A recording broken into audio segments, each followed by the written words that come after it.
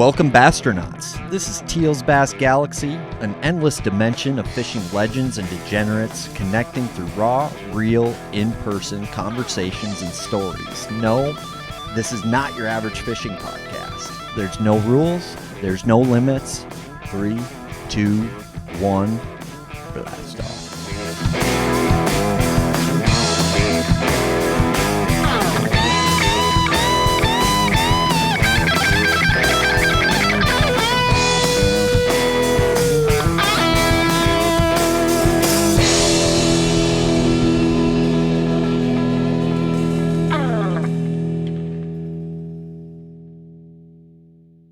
This podcast is intended for mature audiences. Viewer discretion is advised. And subscribe to our YouTube channel. Attention all Basstronauts. This podcast is supported by the Bass Galaxy's title sponsor, Waypoint Angler Supply, the Midwest's new landing pad for hardcore anglers just like you and me. If you're looking for the sneaky goods you can't find anywhere else, look no further. Waypoint Angler Supply has the largest offering of JDM tackle in the Midwest, and they are right here in Minnesota on Lake Minnetonka. This is truly a place every bass fisherman in Minnesota needs to visit because we finally have a tackle shop in the state that's as dreamy as the ones you find down south. And the staff at Waypoint Angler Supply understands the various needs of us anglers, which is why you'll find the selection there so enticing. Ross and the folks at Waypoint Angler Supply are passionate about carrying the right stuff, providing an authentic customer experience, and they listen to the anglers. And it doesn't end at JDM baits. They stock all the top U.S. brands, as well as local Minnesota brands like Veselka Fishing and Customs, Arsenal Fishing, Bait Lab Custom Swim Baits, All Terrain Tackle, Bagley Northland, Outcast Tackle, and more. So stop into their store on Lake Minnetonka or visit their website, waypointanglersupply.com. That's waypointanglersupply.com. For the month of May, use the code GALAXY0324 to save 20% on your next tackle binge. The Bass Galaxy is also supported by Veselka Fishing and Customs, Supreme Lending Dream Team, Lake Country Insurance Services, My Wedge Motor Support, Supreme Lure Company, just north of Memphis, Barbecue and Catering. Thank you. Wesley Gore, Bassmaster Elite Series rookie, dude. It's an honor. Thanks so much for coming out, dude. I appreciate you having me, both of y'all. This is epic, dude. This is your first time in the Galaxy. We've had your young Padawan, Easton Fothergill, also known as Gill Daddy, who's fishing today. But yeah, welcome to the Galaxy. We're in a new dimension now. And I'll be honest, dude, it's been cool to watch you do your thing. You've been like somebody, Easton kind of put you on my radar, and watching you at Fork was absolutely like awesome. Just how you adjusted, how you moved. So like, dude, you got it. And I'm sure you're feeling that. You're having a pretty good season so far. Yeah, it's early, but yeah. we couldn't ask for a better start. I'm just a small town kid, so I just do my own little thing, try to just catch them when I can. Well, I like that about you, man. You let your rod do the talking. Easton's a lot that way too. So how did this all start? You're catching big uns on live, and that's a dream come true. Like, there's not a lot of people that make it there, dude. Where did you get started in this deal? It started 10 or 12 years ago, I guess. I've always grew up outdoors. My dad, he hunted forever. We've always fished somewhat, but never, I guess, seriously. Like, the tournament aspect wasn't a big part of our life until, I don't know, I just woke up one day and that's what I wanted to do. Like, I've always, enjoyed hunting and all that stuff, but it just, I don't know, even when I just went fishing, it was so much more fun than what it was to be and go hunting. Like, it's cool to go sit in the woods and sit still, and you still try to track the deer and figure out where they're going. It's still a game plan. It's a strategy to shoot a big deer, especially a buck. There's a lot of planning into it, but I don't know. It's just you get to pull the trigger 3 times a year. I get to set the hook as many times as I can. That sounds way better than shooting 3 times a year.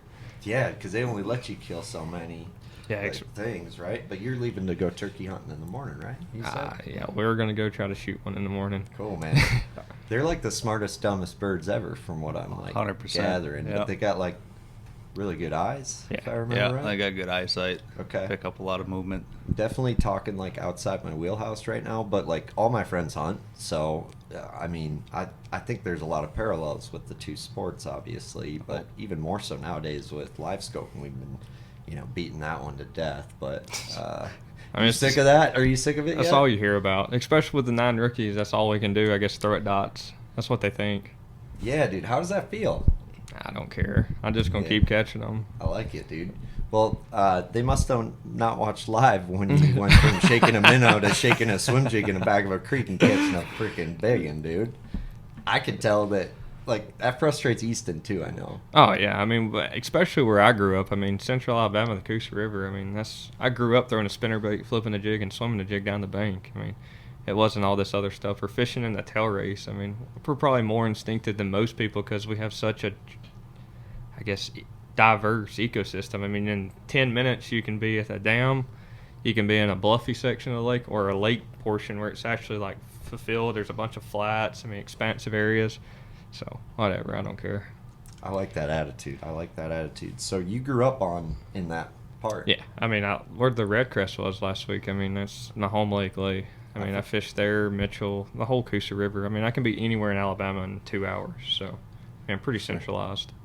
Cool, man. Cool. So Montevallo, this is like a pretty big deal, this college fishing thing now.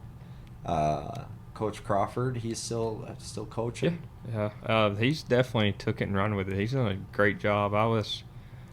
Easton was there when it was his first year when I actually left from Montevallo. I fished about, I guess you could say almost 2 years, but I guess one whole season and a half season. But I mean, I went to school originally not to get a degree. I went there to learn more about the lakes that we would be going to fish the opens. I knew that this is what I wanted to do from a long time ago. I mean, this has been the work in progress. I mean, I fished high school competitively, and like I wasn't just your normal high school angler. I just didn't fish the whatever high school tournament's coming up. If there was nothing to fish high school organization, like any tournament, it was the biggest local tournament I could be in.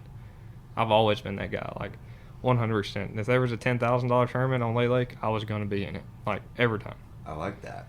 That's just the way I am. Like, and we can fish Monday, Tuesday, Wednesday, Thursday, Friday night. Like, I want to be in a tournament every time I put the boat in the water.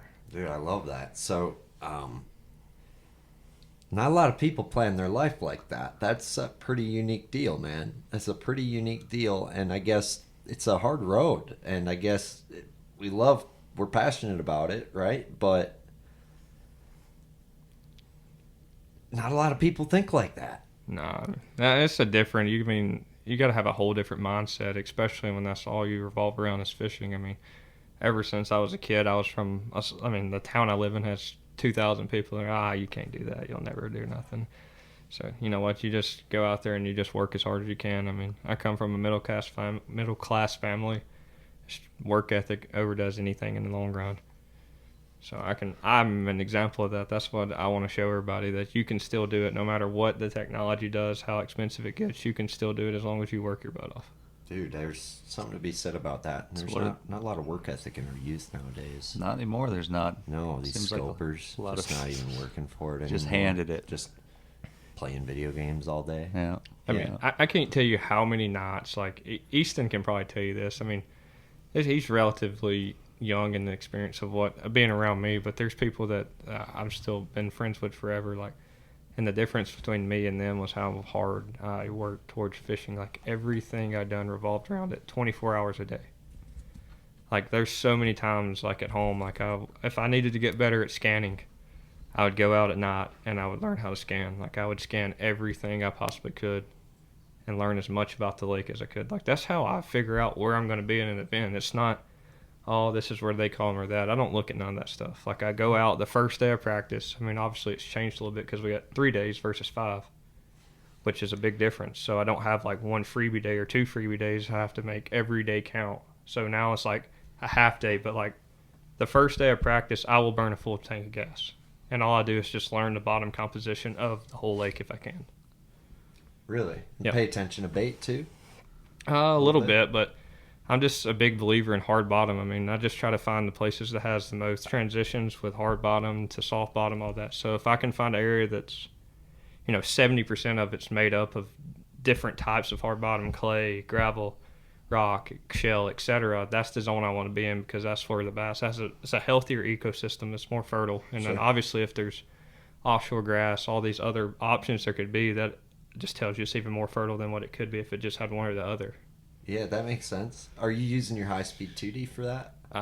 That's how I start off. I run on plane, and then I'll find, obviously you can't truly tell like drastic bottom changes. Like if it was, on the Great Lakes, you could see a drop and subtle stuff, but you can find offshore grass and whatnot, and that's how when I'm looking for that, that's how I do it. But I usually just start pulling up on like obvious stuff. I mean, big, long, expansive points. I want to see what the composition of it is versus something else, because if a big, long, expansive point's not hard, then nothing is going to be. Yeah. That makes sense. That's a good way to look at it. Right, yeah. Right.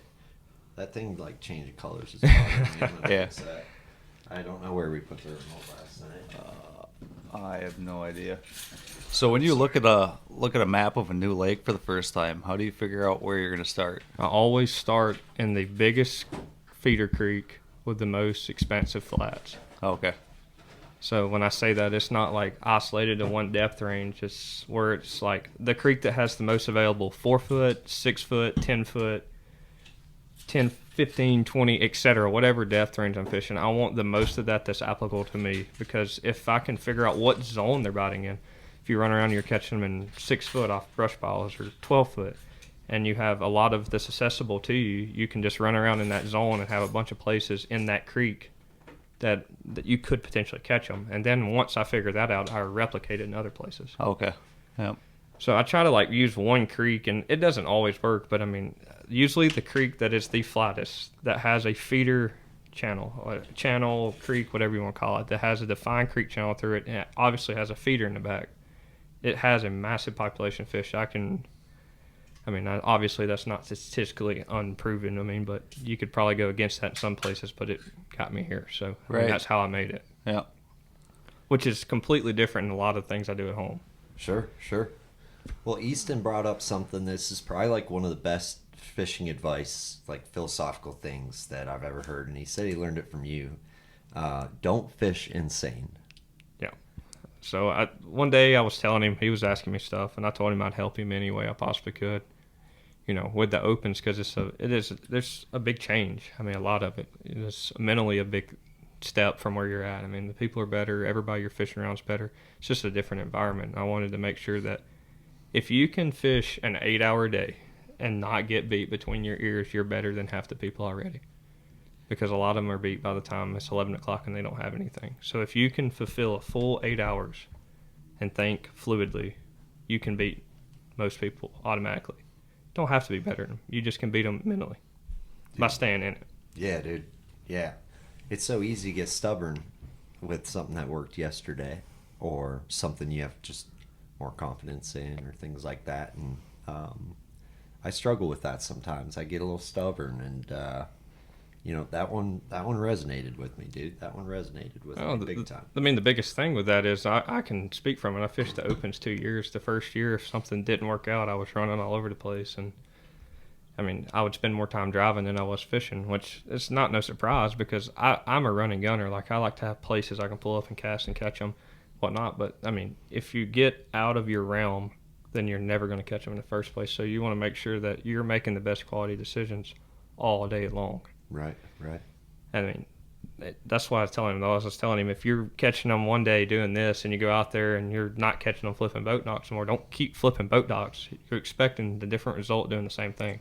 Yeah. And that is insanity. It is. And I guess the only thing that throws me off with that is like a Jason Christie scenario, right? Where he's maybe getting 5 bites a day, but they're all the right ones. It's like, how long do you keep that in your hand then? That's like and you feel that out. You build a muscle over time to it, right? And you build that gut and all that. But I mean, decision making comes just from experience. Sure.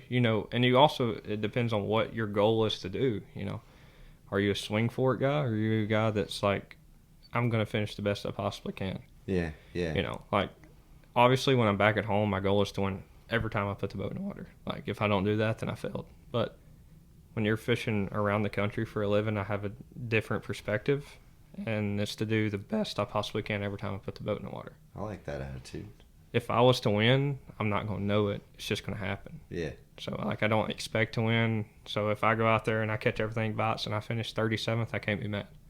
That's just the best I could do. Yeah, that's good. So that way you're content with it. Either way, you the outcome of it, and there's no hard feelings. I mean, if you have that approach, you'll stay happy while doing it. There's a lot of people that get upset because they're not being competitive, and I think they're just too hard on themselves. I struggle with that, man. I'm hard on myself. I care, you know? Oh, we all do. I care. And so it's hard when you don't live up to the standard you hold yourself to, you know? I agree with that. I mean, like, that sucks. I felt that last year, dude. Yeah, big time. Yeah. After that Lahamadou tournament, the rest of the season was... Got my dick kicked in for the most part Yeah. last year, and I mean, that quote Easton said, "Don't fish insane." I felt pretty insane after he said that. Oh, yeah. oh, I mean, I've caught myself doing that. I mean, obviously there was a reason I didn't make it the first year, but I mean, I'd have a great tournament in the 20s, and then I would bomb the next one, and it was nothing to do with my capabilities of fishing. It was I would get uncomfortable, and it was in my head. And that's what I've learned, like, even back at home. Like, you can literally troll around at home and, like, go to certain people, and you can be like, I can catch 20 pounds in their beat. Like, it's all a mind game. Yeah. I'm not saying everybody's like that. There's a lot of people that are mentally mature enough to handle it, and they're like, who cares? But if you quit worrying about what everybody else does, that's the whole key, and you just control what you can, then what's it matter? How old are you? 23. I'm pretty impressed, dude. That's like... Wise beyond your years. Yeah, dude. You're one of them old souls. You're one of them old souls. I grew up different, man. I still go home and work. I mean, that's What do you do for work? I work at a deer processor, so okay. I mean, obviously not all the time. I guide during the off season of that, in between tournaments. But from October till February, I'm cutting deer up and processing them and all that. I mean, you got a girlfriend or something? Same girl for 8 years. Oh wow, that cool. A kid. Had a boy. So yeah, high school sweethearts. Are you like married it. yet? Not yet. Soon. I'm sorry to bring that up. You're feeling the pressure. She gets on me sometimes, but it's coming. It is. It's definitely in the works. Well, I know Alabama's not Minnesota, because when you're in Alabama, you shake your swim jig, and when you're in Minnesota, you fucking don't shake your swim jig. So I don't know if the hand jobs work the same way, like when you go from Minnesota to Bama. I can't speak from experience there, but that Alabama shake deal, like, I watched you do that on fork, and it was cool, man. I was watching, like, how much slack was in your line, I didn't catch your trailer, but, swim jig, right? There's definitely there's a reason we do it. I mean, I could see where both scenarios work. I've been places where they won't bite it, but it's all about trying to keep your bait in the same depth range for a longer period of time. So you almost like make it levitate. So it pulsates. It like sits there like that. Levitate? Yeah. It's the whole key to it. It flares your skirt and it keeps it in the same position in the water for a longer period of time. Then you just straight reeling it. I mean, obviously the only way you control your bait when you're reeling it is by the direction you're holding your rod, the angle. Sure. So if I'm pulsing it, it's keeping it exactly where I want it to. I got you. It's like a perfect, the more you do it, you'll see there's a perfect amount of slack to it and all that, but I can control it. If I want to swim it in 2 inches under the water, I can keep it there. If I want to swim it a foot, I can keep it there. It's almost like hover strolling. Yeah. Almost, yeah. It freaking is, but with the bait cast, yeah. like, it's big balls hover strolling, you know what I mean? Like, Big balls. Big balls. So, but, because I've noticed on scope, like, smallmouth up north, they either want it coming or shaking, and that shake pauses the bait and levitates it just like that. And I never thought about it that way. Huh? Is there different trail like? Oh yeah, Minnesota, we put a swim bait on the back. Yeah, usually. I change the profile depending on what I'm trying to imitate. Yeah. Back at home, if you're catching them that crawfish related, I like to swim a chunk versus a 2-leg bait. My bad. I mean, your phrase that's a chunk, they won't know the difference. But if I'm like, the gizzard shad's my favorite thing to try to imitate. That's why I go with like a natural colored with a white belly, and I love to put a full size 5-inch of any kind of swim bait on it. Big one. Yeah, the bigger the better. I mean, when you get bit on it back at home, they're big ones, and they don't miss it. It seems like the bigger the profile, if they're willing to commit to it, they actually eat it. A smaller jig that, I mean, everybody says, get smaller. What I've come to find out, the smaller you make it, the more you miss them. Really? Absolutely. You think it's less that they can like suck, like in? Dude, I have no clue. I mean, it just seems like if they're willing to commit to a larger bait, they're more willing to eat it. Like I've even found that out, like throwing scoping, like. I'm like exclusive with a 5-inch bait. Sure.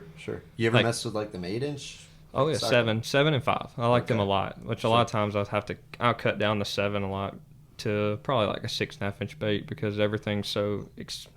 I guess it's bigger. Everything in general. The nose of it's so long, and you got to clip the front of it, and etc. They just don't sit on the head right. You throw the Sakamata shad? Nah. What's your Z-Man? Z-Man. Yep. I didn't even know they made one that big. Oh yeah, it's in the jerk sheds. Okay. Oh yeah. Okay. I like that one a lot. They don't sell them in our parts. No. Well, we're working on one right now with the company Excite, so it's gonna be pretty special. Yeah. Tell me about that company. Like, what are they? So they're out of Texas. They're like that Raptor chunk, right? Yeah.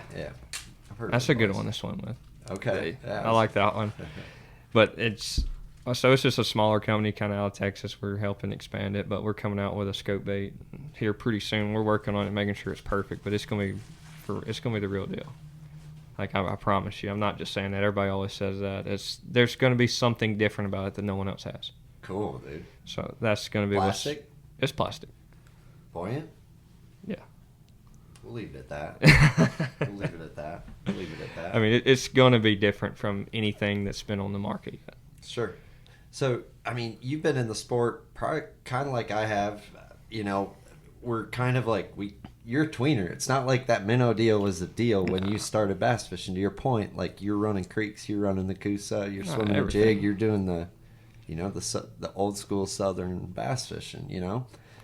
Talk to me about the evolution that you've experienced, and because for me, like we were talking about this last night, I grew up with no internet, and then dial-up internet, where it took like a half hour to get on to like, we had this thing called AIM, and the high school chicks, it was like, I didn't have a phone to like text them. Oh, so it was like an instant message almost. Get our dial-up going, and hey, do you want to go to swing set with me tomorrow, Rebecca? No. Okay, I'll try. Jackie. Hello, Jackie. That's how we used to do it. And then now we got this Facebook shit, and like the world has changed a lot, I guess. Oh, it's changed. I can even relate to that. And I mean, I'm 23 years old. In 5 years, I guess, since I've been real seriously, like competitively fishing. I mean, I've been from the beginning, but you can only be so serious at 14. I mean, come on. Right. I mean, you're still worried about what somebody thinks about you at school. I mean, come on. Dude, that's so you can only be so serious. Yeah. You made somebody mad. You're like, oh, that sucks. You ever look back at your Facebook posts from high school and how cringy and like so embarrassing they are? I'm like, who the fuck? Oh God, no! I posted that. What? Like, we didn't even know what we were doing. No, not even a clue.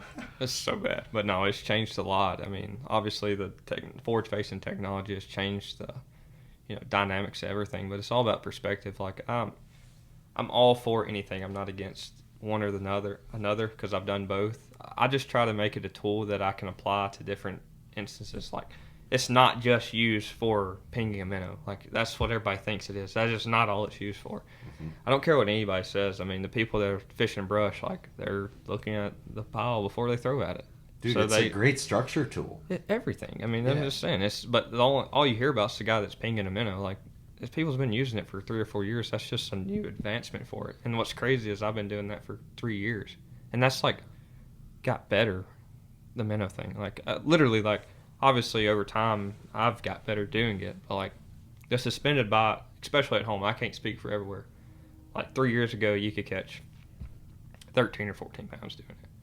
Like, they wasn't real big. Like, you still got beat going down the bank or fishing the tail race. And then, like, last year it was like 16, 17 pounds, and it was, like, relevant to, like, catch your limit fillers. And this year it's like, oh, my, you can catch 22 pounds doing it. What's going on? It's just the fish have got bigger and bigger and bigger out there. What? So is that due to pressure on the bank, or is that just genetics? Like, I have no clue. It blows my mind. That's the only thing I'm not going to say I have anything figured out, but I can't truly grasp that because there's more pressure out there than ever.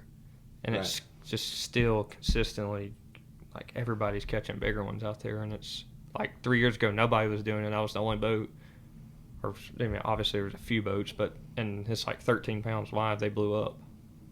Right. It's weird. Like Weird. I don't get that, but I just use it to like apply like different tools. So like I'm not like all for it like at home, fork, etc. Any place I go, I try to find a scope bite for every depth I'm in, a different application, and a bank bite. So like what I've always said back at home, I try to tell people like if you hold one rod, especially back at home, you cannot win a big tournament. If you scope all day, you're going to have 19 pounds, 20 pounds. You're going to get beat by one guy. The way to win is you got to have 3 rods you get bit on during the day. You got to take advantage of 3 different windows, and you got to get a big one out of every window. And that's how you have 22, 23, 24 pounds, and you win a big event. Sure. Versus just holding one rod. Like that's how you get checks. Yeah. So how many rods you put on the deck then? 3 or 1? I mean, obviously you're going to have more than just 3. Right. But like there's like 3 main ones. Like there for a while I had like I could time my day out just based on the window of the day, you know, what was conditions were present. You know, if it was sunny and windy in the evening time, I would spook in the morning till like 8:30. I'd just run that. Then I'd go scope from like 8:30 to 12, and from 12 to lunch I swam. Because I'm an evening guy. Like I never catch nothing early. Never. Like that's changed over time. Like I used to, like when I was younger and I didn't know as much, it felt like only time I ever caught one was early. And now I can't catch anything early. Or if I do, they're irrelevant. They're small ones. So what are you doing different now than back then? I think I'm more of a conditional fisherman. So Yeah. I fish what's present that day. So I'm like a huge, like what direction the wind blows. Weather. Yeah, like south wind, north wind. I try to like Easton. I tell him about that stuff all the time. He probably gets on his nerves, but like I'll look at the forecast. I try to practice for the winds. The south wind's always a warm wind because it's coming from the Gulf. North wind's cold. Yep. So I try to find protected stuff. You know, springtime I try to fish north facing stuff because it's protected from a north wind. It gets the most sun. Cool. I mean, that makes sense. Yes. Yeah, that's so. I'm a lot more scientific than what people think. Like, there's a lot of thought into it. I probably get way more advanced than a lot of people do. No, that's like I like to roll like that. Like Yeah. I think weather dictates how the fish position. completely. I think that's everything, and I think they're more in tune to it than we are. So if you're not in, Well, yeah, they can't put a jacket on like we can.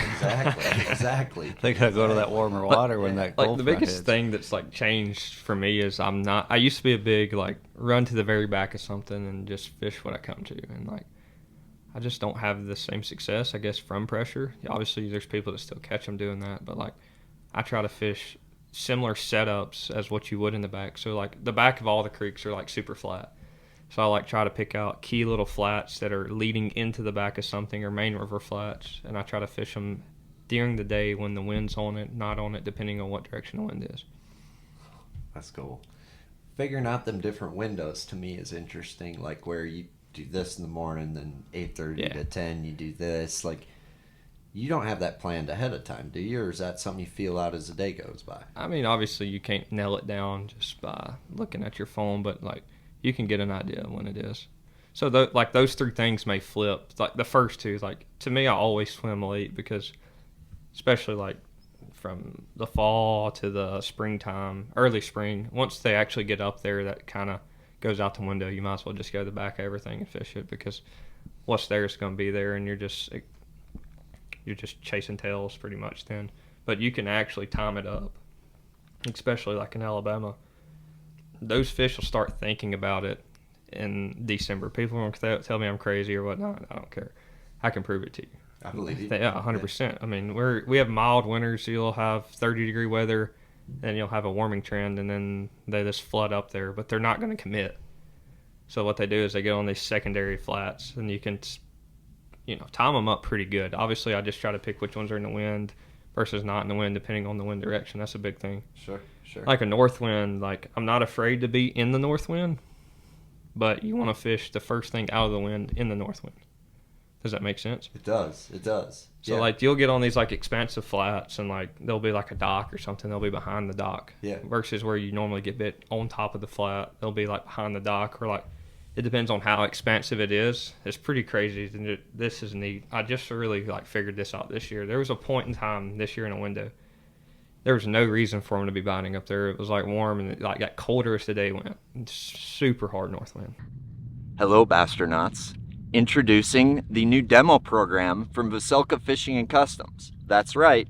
You can try a rod before you buy it. If you're fishing the Team Trail or the Champions Tour this upcoming season, you're eligible for this. There's no down payment. There's no upfront purchase required. Just contact Mr. Veselka before the event, and let's say you want to try a new hair jig rod out for Okoboji or Mille Lacs, or you need a new tube rod going into a smallmouth event. Contact Mr. Veselka ahead of time, and you can actually try that rod out and practice before you buy it. You have to return it before tournament day, though, unless you're going to buy it, because these things are weapons. They're absolute weapons. So that's the new demo program from Veselka Fishing and Customs. Contact Dane today and schedule the finest rod using experience north of the Mason-Dixon. Hey guys, Gaff with Waypoint Angler Supply here. Just wanted to highlight the fact that we have the big bass resource right here. Obviously, everybody in Minnesota knows about Kitex and the littler swim baits like these bait labs here. But we're here to have the big baits here in the store. We got Huddlestons. We've got the dangerous swim baits, the jointed claw glide baits, and the bull shooter glide baits. But it's not only the baits. We've got big rods, big reels, big line, and all that good stuff for you guys to go ahead and chase your biggest fish of your life. So swing on into Waypoint Angler Supply and get hooked up with the biggest tackle around. 15 to 20. That's hard for back at home. I know y'all probably get it way harder. Oh, yeah. But sometimes, yeah. Yeah, I mean, it was blowing and they were sitting in the wind, but the grass would there would be hula hoops in the grass, and they would sit in the middle and it would be slick. They were just outside of where the ripples were because it wasn't being affected by the water, by the wind. That's crazy. You wouldn't think a couple of ripples would make a difference to them, you know? Wind affects the water 2/3 up and 1/3 down. What do you mean by that? So however big the wave is how much it's turbulating the water. Oh. 2/3 up. Sorry, we're a little slow. So if you got a 3-foot wave, the top 1 foot of section of the water is getting rolled.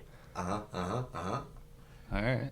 That's a juice. That is. And all I can kind of compare that to is Mille Lacs Lake Current, which is there's a lot of sneaky stuff with Lake Current. You got to think about this. If everybody thinks when it starts blowing they're 6-footers when they're really not. I mean, the lake can only change so much. So the top third of the water is what's affected by the wind. So that's going to make the next wave so that it looks bigger than what it is because you have troughs versus, all right, peaks and yep, I get that now. So the top third of the water makes the 2/3. Yep. Does that make sense? So it's rolling.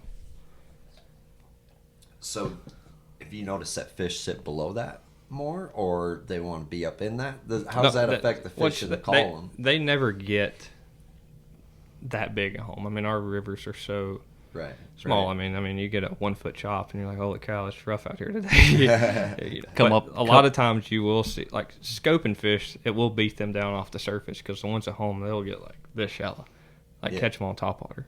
That's crazy. Easton was telling me about that. That's insanity. Over 60 foot, and they'll just crush it. But you almost look at them. They're so high in the water column that you can't even see them. They're so shallow on your scope. And you're like, can I see them with my eyes or something? right. But the shallow fish, I mean, it will beat them off of it because it makes mud lines. But at home, they just seen where they try to find slick places, so it's not affected. Sure. So that's why I was talking about the hula hoops. They'll sit in the middle of it a lot of times versus on the perimeters of it where they would if it's a south one. They love to sit in it. They'll sit bask in it. They sit right under the mat, right where they're supposed to, but they can feel, the cold wind, and it puts them in a zone where they can't feel it. So do you notice that more on sunny days or cloudy days? Sunny days are my favorite. Everybody hates the fish. It's shallow and it's sunny. I always hear, even when I was coming up, everybody's like, you want it to be low pressure, storming, etc. I cannot stand those days because they're so random. Right. So random. I can pinpoint where they're going to be if it's sunny with a south wind or a north wind or any wind. Just sunshine is my favorite. Yeah. And I can definitely... They use shade when that happens, or do they sit in the sun for you? I catch them in the sun. Yeah, see, that's a nugget. A lot of people don't. Is that just a springtime thing when the water's warm, or? No, I mean, it kind of disappears into the summertime because it gets so hot at some point. That's irrelevant.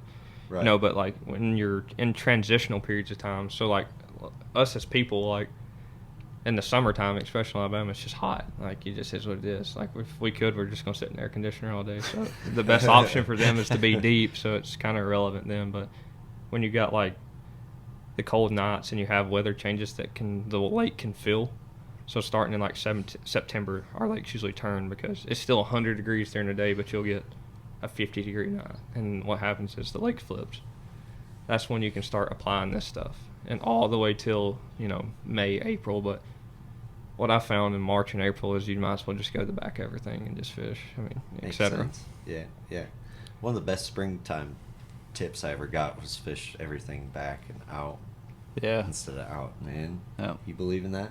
I could see that starting like now, but I disagree with it from like January till March, 100%. Which makes sense. 100%. Like no, there's dude. You know when they're gonna be up. They ain't up there yet. What's the point? Yeah, and I can't tell you the way that I fish if it works up north. I mean, I don't know. It's just like all the rivers and all the southern places I go, like Texas, you can do the same stuff. Sure. I mean, it just, I don't know. I don't know if that's like worldwide you can do that, but I would think so. But y'all's are more like reservoirs versus ours are current generated places, We got natural lakes. They're all y'all's are natural. Yeah.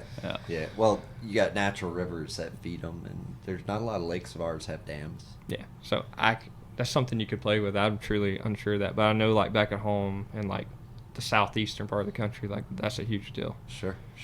I mean, it's not all got to be grass. I mean, I do the same thing at Hartwell. Like, I love to go there and chase the herring fish. That's probably the way I fish it. But when I largemouth fish, I still apply the same concept to everything I do. Dude, he is pretty scientific. Yeah.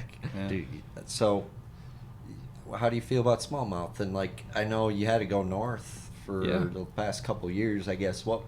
For me, when I go south, it's a new world, and it's a little intimidating because all of a sudden these lakes are way bigger. Mm-hmm. The structure's not the same. It's a little intimidating. And I guess a southern guy coming north, did you experience anything like that? I mean, it's definitely a big change, I would say, just because there's so many more. There is actually more. How did I word this? I guess you could say there's not as much different cover, so like brush and all that stuff's irrelevant, but and there's the boulders the same, but you'll have different kinds of grass. They like certain kinds of grass better than other kinds, and a lot of the grasses that we fish are emergent versus submergent, so you gotta identify different grasses. Yeah. Like, I know there's star grass or something that's like there are all kinds of the grass. Yeah. There's milfoil, etc. Milfoil, coontail, cabbage. I think you were perch talking grass or- starry stonewort. That's an algae technically. Yeah. It's not a grass. It's an algae. terrible. But when I went up You got north, some eelgrass, when I went up north, I mean, I don't know. It was a change, but I was shocked by how much easier it was to get bit, just in general. They're quite a bit dumber up there. I didn't want to necessarily say that. I'm not going to say say it. that. Say it. We We know all it. know it, dude. I mean, Fishing's good because they're dumber. I mean, but the key is like not getting bit. Like back at home, if you're getting bit, you're going to get a big bite. There, it's more like finding a population where bigger ones are at. Yeah, that's what it's all about. Because Mm. you could be getting bit all day and not weigh more than 12 pounds. Yeah, and that's the biggest thing there. It's just finding a better population of fish that has, I guess, more big ones versus small ones. Like if you're getting bit down south, especially Florida, like unless you find like the one golden shell bed and it's loaded with them, you're just about who sets the hook more. That's really what it boils down to. Interesting. Well, that's like some MLF stuff then. Like, Yeah, I mean, kind of. to an extent. I mean, I try to mix the two. Like, I try to find, obviously you want to find these zones, and I don't care what anybody says. There is definitely more fertile areas in different lakes. Like, they're healthier, the ecosystem in general, and that's where those bigger ones are. So if I can figure out a way to set the hook more in one of those areas, that's where I'm going to be. Yeah. You set the hook a lot in practice? I have done both before. I have never come back and caught one that I've shook off. So, yes, I catch every one on the bites. If I don't want to catch it, I just quit fishing. Noted. Okay. I've heard that. I've noticed that. I mean, there's been a few times it's, I've noticed leech last year was a good one. You shake them off? Mm-hmm. Muskies can move them tomorrow is the problem. Them muskies like to move. Eight, around. nine- Those eight, are nine usually different- like to stick close to the cover up there, eh? 8, 9 different spots though. That's I set the hook because I could see there's like 10 on each boulder I Yeah, found. yeah. So I catch one. I guess High Lahop. small item though. They're so fat in there. Like I know. I told Dane, I'm like, yeah, dude, I caught some like 3 3/4, and then I set the hook on the first one, tournament day, and he's like, dude, that's a giant. I'm like, dude, that's a 4 1/4 maybe. And it ended up being a 5 1/4. Yeah. Like I was way off. I mean, But I could see the pluses and the pros and cons of each side. I mean, but like for me personally, like there's so many times that I've shook them off, and like I come back and there's just nothing. So like, I'm just gonna get the enjoyment out of catching them when I can. If he Right. bites, like if I want to quit catching them, I'm just not gonna cast. What's this? he's headed our way. Sumrall, come on. Yeah. We got you a surprise, boy. Oh, boy. We got you a surprise tonight. He said he wanted to come harass you. Nah, I ain't scared. No, you can take it. I can tell. Yeah. Yeah. He's gonna have his hands full with you. So, I would assume that means he's just walking. Yeah. So. See where he's at right now, and then we'll Perfect. judge. Wesley said he's getting his boxing gloves ready.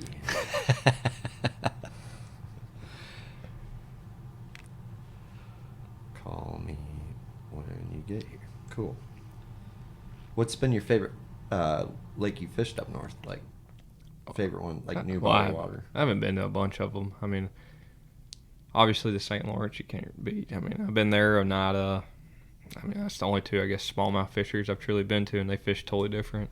Which one? Sorry. Oneida and St. Lawrence. Yeah, I St. can Lawrence see is that. phenomenal. Yeah. Phenomenal. I want to go there. Yeah, Like when people bad. talk about how heavy that current is, it's so intriguing to me. Did you run out to the lake or? No, I actually stayed by Waddington both times. Really? I just catch 19 pounds and get beat, and I'm happy with it. Finish about 50th. Fair enough, fair I mean, I enough. catch like 100 a day, and I catch them on chatterbait, so it's way more fun. I can Yeah, see your point in that. Yeah. That is fun. What's like been the biggest eye opener since qualifying for the elites? Like, I mean, you have levels, right? And that opens was that next step, and you know that could be a little intimidating, but you got through that, and now you're fishing the elites. I guess how does it feel? What was it like? Like, you doesn't sound like they've been like super welcoming. Like I said, I don't really worry about nobody else. I just worry about me. So Yeah, you yeah. know, I guess I'm not a good person to ask that question about too. Well- But I mean, I guess the most intimidating thing was just putting in besides people that you grew up watching. You know, it's just hard to like accept that you're with them, fishing against them. That's a pretty big shock. I can imagine. Who's Spe- like that guy?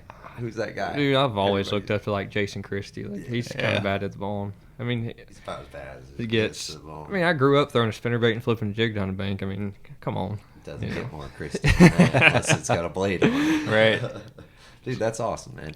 So I just worry about me. I'm telling you, that's it. Like It's a good that's thing the to do. perspective I have on it. Like it's not me versus 102 other guys. It's me versus me.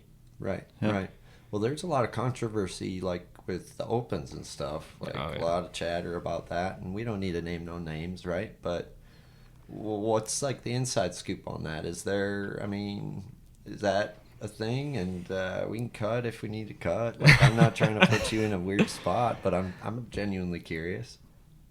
There's definitely some room for improvement. So Nicely put. There's Yeah. definitely some room for improvement. You know, obviously all the guys are good. You know, just at anything, I guess you could say they do, but there's some room for improvement. Dude, that's it's got to be on. When you think about what's on the line, and you got a guy who took 11th in the points and did it as honest as can be. That's the part that chaps me probably more than anything. Yeah. Is when you do stuff like that, you are taking away from honest, hardworking Americans. Right. You know what I Yeah. mean? So, okay.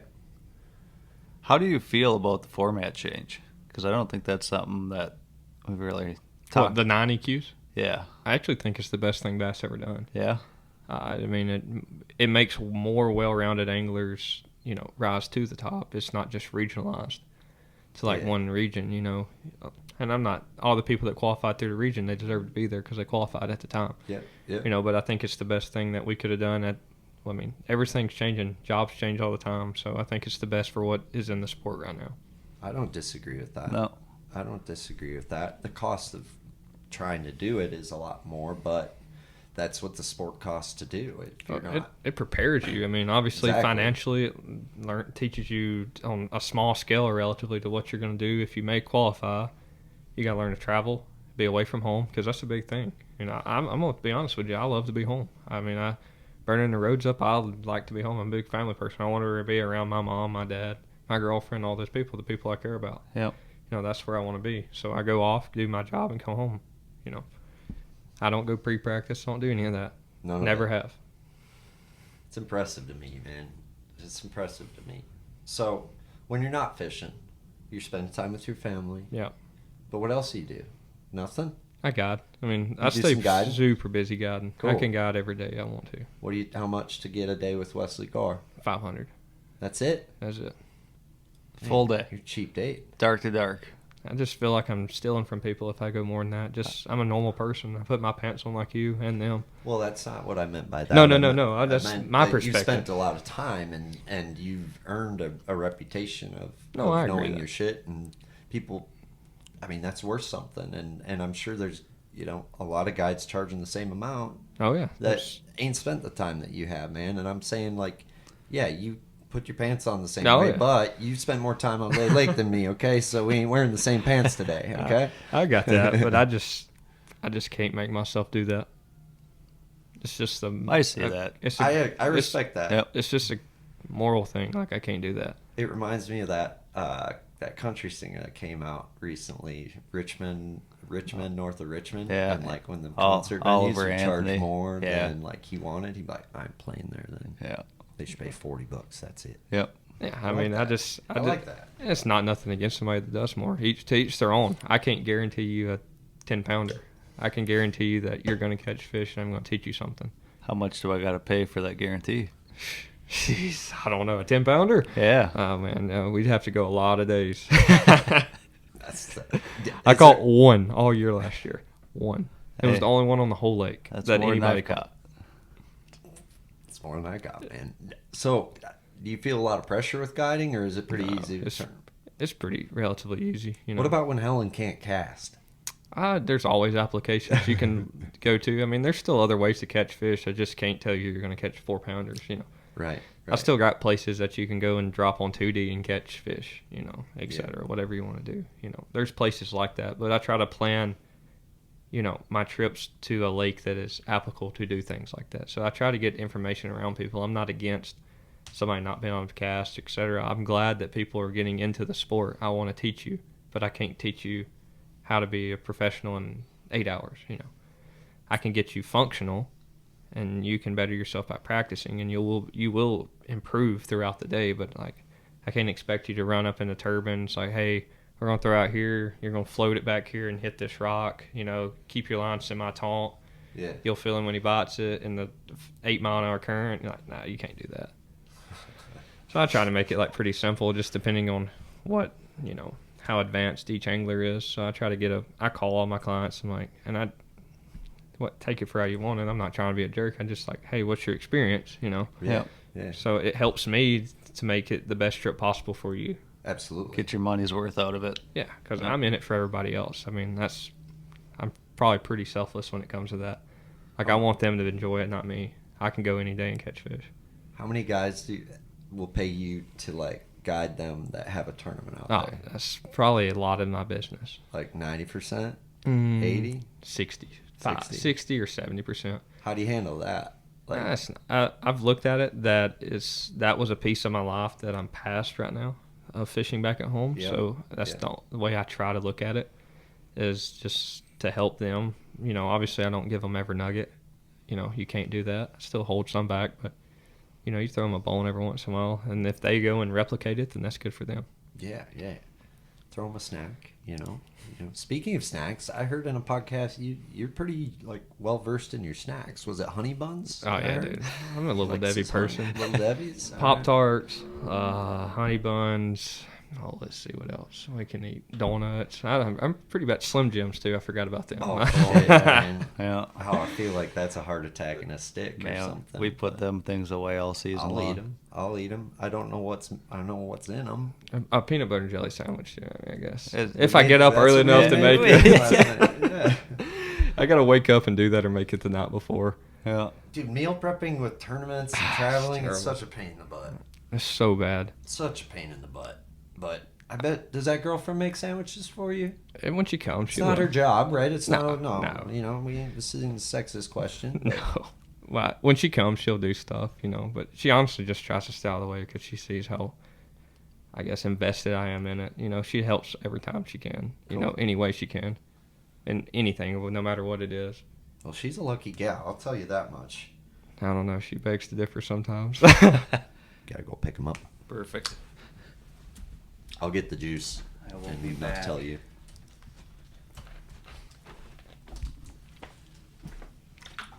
Need water or anything? Mountain Dew. So, are you sick of Mountain Dew yet? Mm-mm. You live off that shit, don't you? I used to live off of it more. I drank a lot. Now I drink one or two a day. Instead of drinking an energy drink, I drink one of them in the morning. Once you take away, I used to consume some caffeine a lot, and I couldn't tell how much I was drinking, but now I drink water, so I try to detox every once in a while. Yeah, it seems like the more you drink, the worse the crashes are from it. Then yeah, it's a drug. I used to crush like Monsters and Celsius and all that stuff, and once I had to quit drinking them for a while, and now a Mountain Dew every morning does the same as what a energy drink used to do. I don't know why I even drink them sometimes, because I'm like, once I'm up, I'm like pretty wiry, dude. So I wonder why. Them are I do good. it. They are good. Dane, my partner Dane, got me onto these, but I it's funny because a guy told me there's way too much caffeine in there, and he bought like 2 of them bubblers or whatever that have like half the caffeine. And I remember we were sitting in the boat all day, and it was the end of the day, and I still had like a quarter left, and he had finished both of his. So 200 milligrams over 8 hours, it's I've always paced myself. Like those people that get them and crush them, I'm like, oh, dude, how do they do it? Like they'll drink one of them in like a minute, and I'm like, yes. Buddy, are you okay? Like when I drink them, I would drink them it'd take me till 9 or 10 to finish one. That's over a 4 or 5 period time. I try to wane off It's of like it. whiskey on ice. You gotta sip on right? it. It ain't a shot. Yeah. But when you're driving to the lake, you got a lot of seat time and stuff. Like, how do you make up? You a podcast guy? Or you a tunes guy? What are you jamming? I generally just call people. Yeah, That's the best yeah. time I have. Like generally when I'm at home, I'm wide open from the time I get up to the time I go to bed. So I try to catch up with people as much as I can in between. But Sure. if I do listen to music, it's country. Okay. What kind of country? Let's see. There's all kinds I like. It just depends on the mood. Hardy's good. I like him. Yeah, Cody Johnson. Kojo's probably my favorite. he's good. Yeah, he's really good. Yeah. I've been getting into that like outlaw Americana like shit you don't hear on the radio much. Is like Nah. really, really good shit. So a lot of good shit coming out. Co's pretty good. Wessel. I like him. Yeah, I don't mind him. Who's the guy I like? You ever heard Paul Cawthon? Mm-hmm. I like him. Who's another sleep? Coulter Wall? Coulter Wall. He's good, dude. Dude, that guy's like the real deal. He Hell, I doesn't mean, even my tour. walkout song is "Answer to No One" by Colt Ford. Oh, okay. So I mean, Yeah, dude. Yeah. He's like a true rancher in Canada. Like, he literally won't do a podcast because he's ranching. Like, it doesn't get more like OG than that. Like, no, dude, I don't need a tour. I'm ranching. I'll tell you when my next song comes out. Like, what?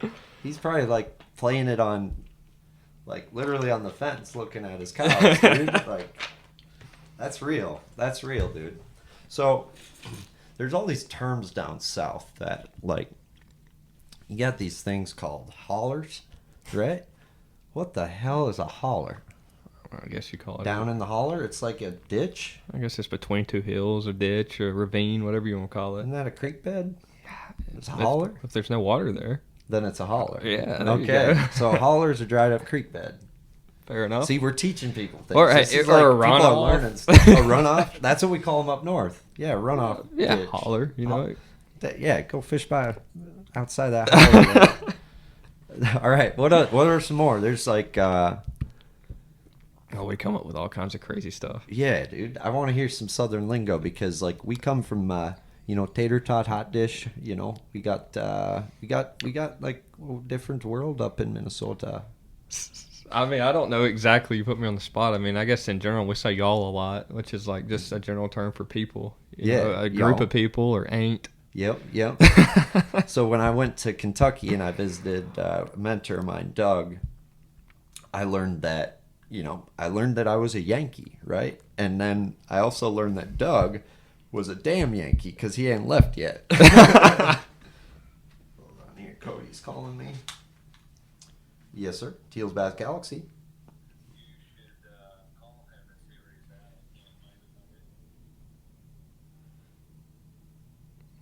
I told him Cody's coming to grab you. He said in the lobby up the stairs, question mark? I said, Cody's coming to grab you. Maybe. I'd check up there. Bye-bye.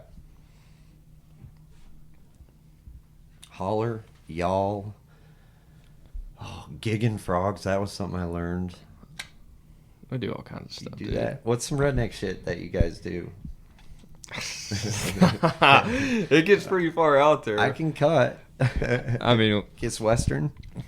we go down to the beach and gig flounder and stuff like that. I mean, I guess that wouldn't be considered too southern. I mean, that's probably pretty normal. Gig flounder? Yeah. Like stab flounder? Yeah. With Like- the knife? With a gig. What's a gig? Is it a spear? Yeah, pretty much. Okay. You guys ever mess with like them blowguns? Oh no, I'm not in on that. No? See, I got a buddy that he plays with it some. Shoots like small, I guess, varmints with it or whatever you want to call it. Rabbits, squirrels, etc. with it. You won't touch it? It's unethical. No, I don't care. I just don't care to go shoot one with it. Fair enough. Then you got Dixies. What's the Dixie thing? Winn Dixie? Winn Dixies? It's just a grocery store. Yeah, we got them up north. A couple. Not many. But Oh, let's see. Gig flounder, bowfish. I didn't even know you had flounder, dude. Oh, we do down on the coast. We don't like exactly where I live. We have to drive a little bit to get to those. But we bowfish back at home. Carp? Gar, carp, any Carp? trash fish. Sure. Yeah, that's pretty big up there. I don't know how you Really? hit Up north? Yeah, dude. Yeah, people are really into it up north. Wow, Big I never time. thought that would be a thing. Dude, there's tons of carp up north. Like, we got some pretty big ones too, and guys get pretty into it. Guys get the night deal, and they're Yeah, shining that's the only on. time you go. And dude, how the hell do you hit one of those things? Because the water's such an illusion. Yeah. The water's such an illusion. What's up, rookie? Motherfucker. What's up, rookie? They kicked my ass before. I can't give them shit. Get in here, Bob. I got a cooler for you. Oh, you brought beer. I was about to say, where's the camera? Of course I brought beer. It's right there. Wide angle. Steal me one of the Sumrall. beers out of that cooler deal. What? Steal me one of the beers. You need a beer? Alright. Isn't he with y'all, Mom? What's that? He's more proven than me, so I'm not getting my ass. Cody, I got some more of those if you need. Hey, 1 second. No problem. No I'm problem. Done. He's a I'm big wig. I'm not yet. Yeah. I'm scraping by, son. Teal. Oh yeah. Let me plug him in. You go, Chief. I'm in. Where you from again? Wesley? Clanton, Alabama. Okay. And Alabama puts out some hammers. You fished my home lake last year. Lake. Okay. Yeah? How'd you like the red crest that just went on there? Did you like to bend that one?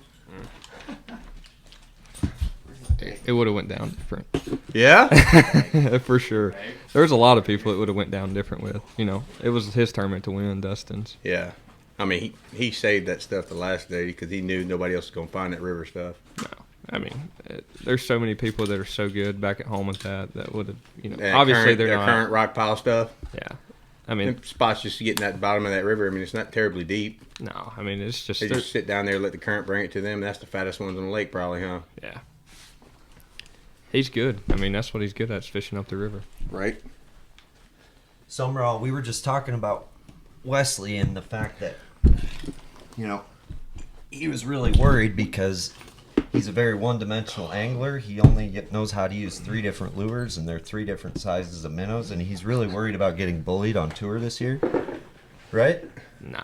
I'm about to say. I mean, I'm not going to tell you I don't use it, but, that's what everybody thinks. That's all we do. We got a 3/8, so. No. 1/8 ounce. That is the talk. I will say that, but I'm not one of those guys that think that's all y'all do. No. What's your? Ooh, that's loud. Yeah, sorry, bro.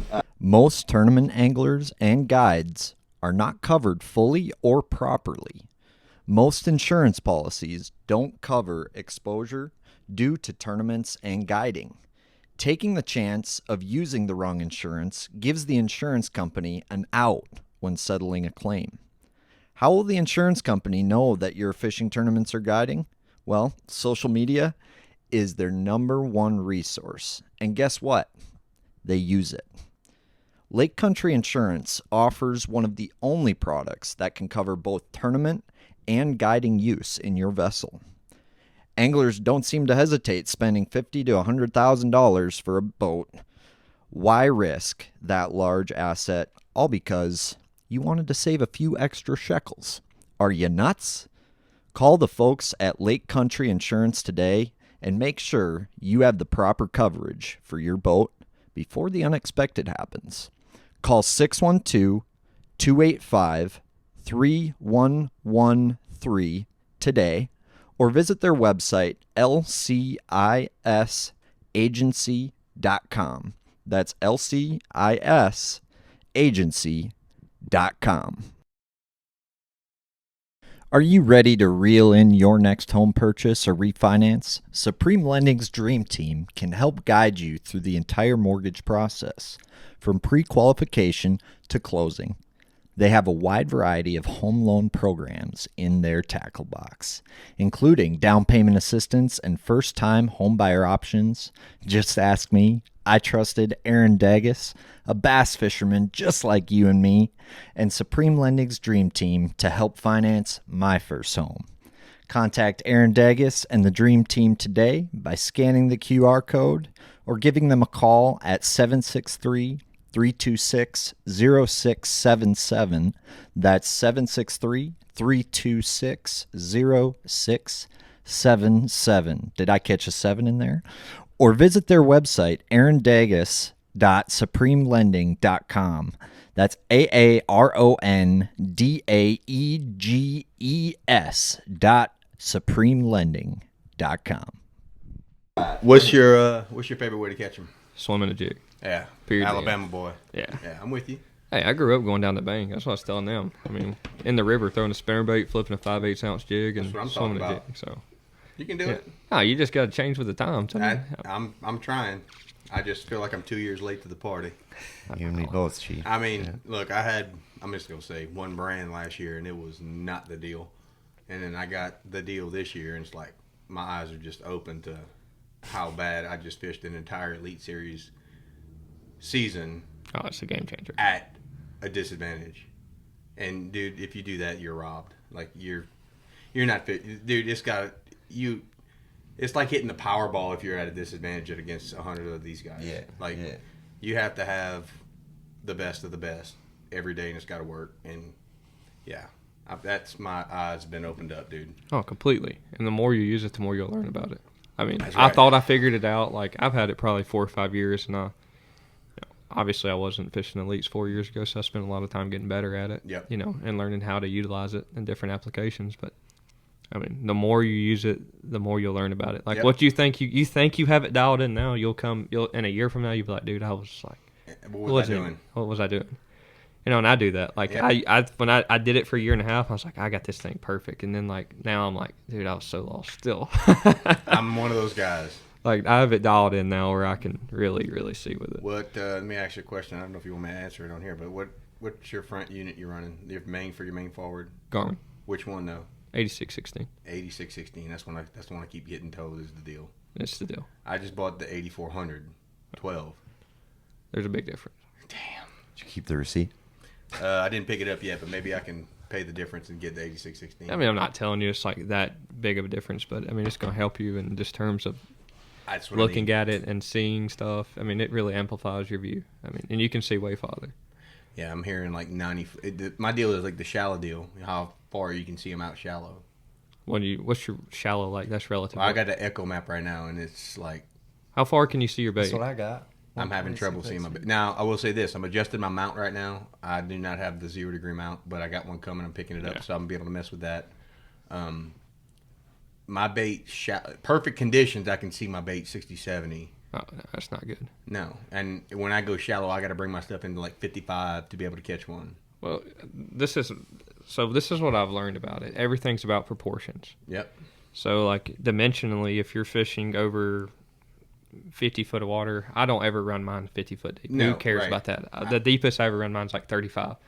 So you have to, like, to keep the proportions the same, you have to change your depth and your range equally. So if you're fishing in 10 foot, I run it on 20 foot deep and 70 foot out.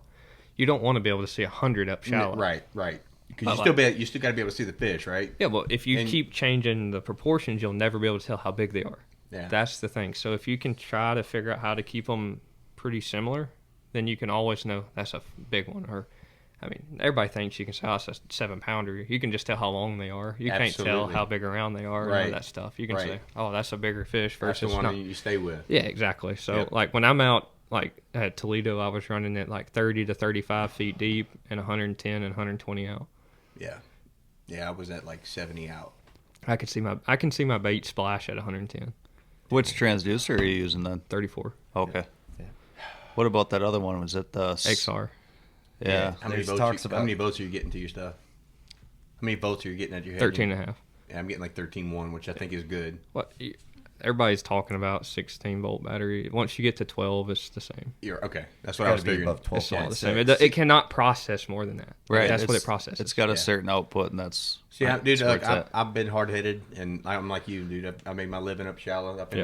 I finished top 10 AOI 1 year, doing my deal. You know, beating the bank, and I fished offshore. You know, absolutely. I did what I had to do, and you know, it seems like maybe I didn't. I tried to hold true to the brands that I was with, and not, you know, get on the train. And I should have got on the train. And dude, my whole Elite Series career has been that. Like, if I could go back with just say not the technology, but just my knowledge of what I know now, I don't even want to know what I could have done. Oh, I agree. I made. I don't know if you know, but I made the Elites like right out of the job. Wasn't even fishing major tournaments. I fished a couple opens, a couple local stuff. Dude, I've only been bass fishing tournaments 10 years. I've been fishing tournaments longer than you, and I'm 23. That's insane. Crazy, dude. I've always bass fished, but I bought my first bass boat. Let's see, 2024, 2014. Wow. Yeah. No, dude. So I was green as the gills could be. I had no business being in the Elites when I made it. I'll tell you a funny story real quick. I'll cut it really quick. No, you're good, dude. We went to Kentucky Lake in April, and before we're done, remind me to find this screenshot. I showed somebody the other night, and their mind was blown. I shut my boat down at Kentucky Lake. It was April. It was a shad spawn deal. I don't know if you've ever been to Kentucky Lake that time of year or what, but like they'll get on like shell bars and bar on the top of bars. You might not, you know.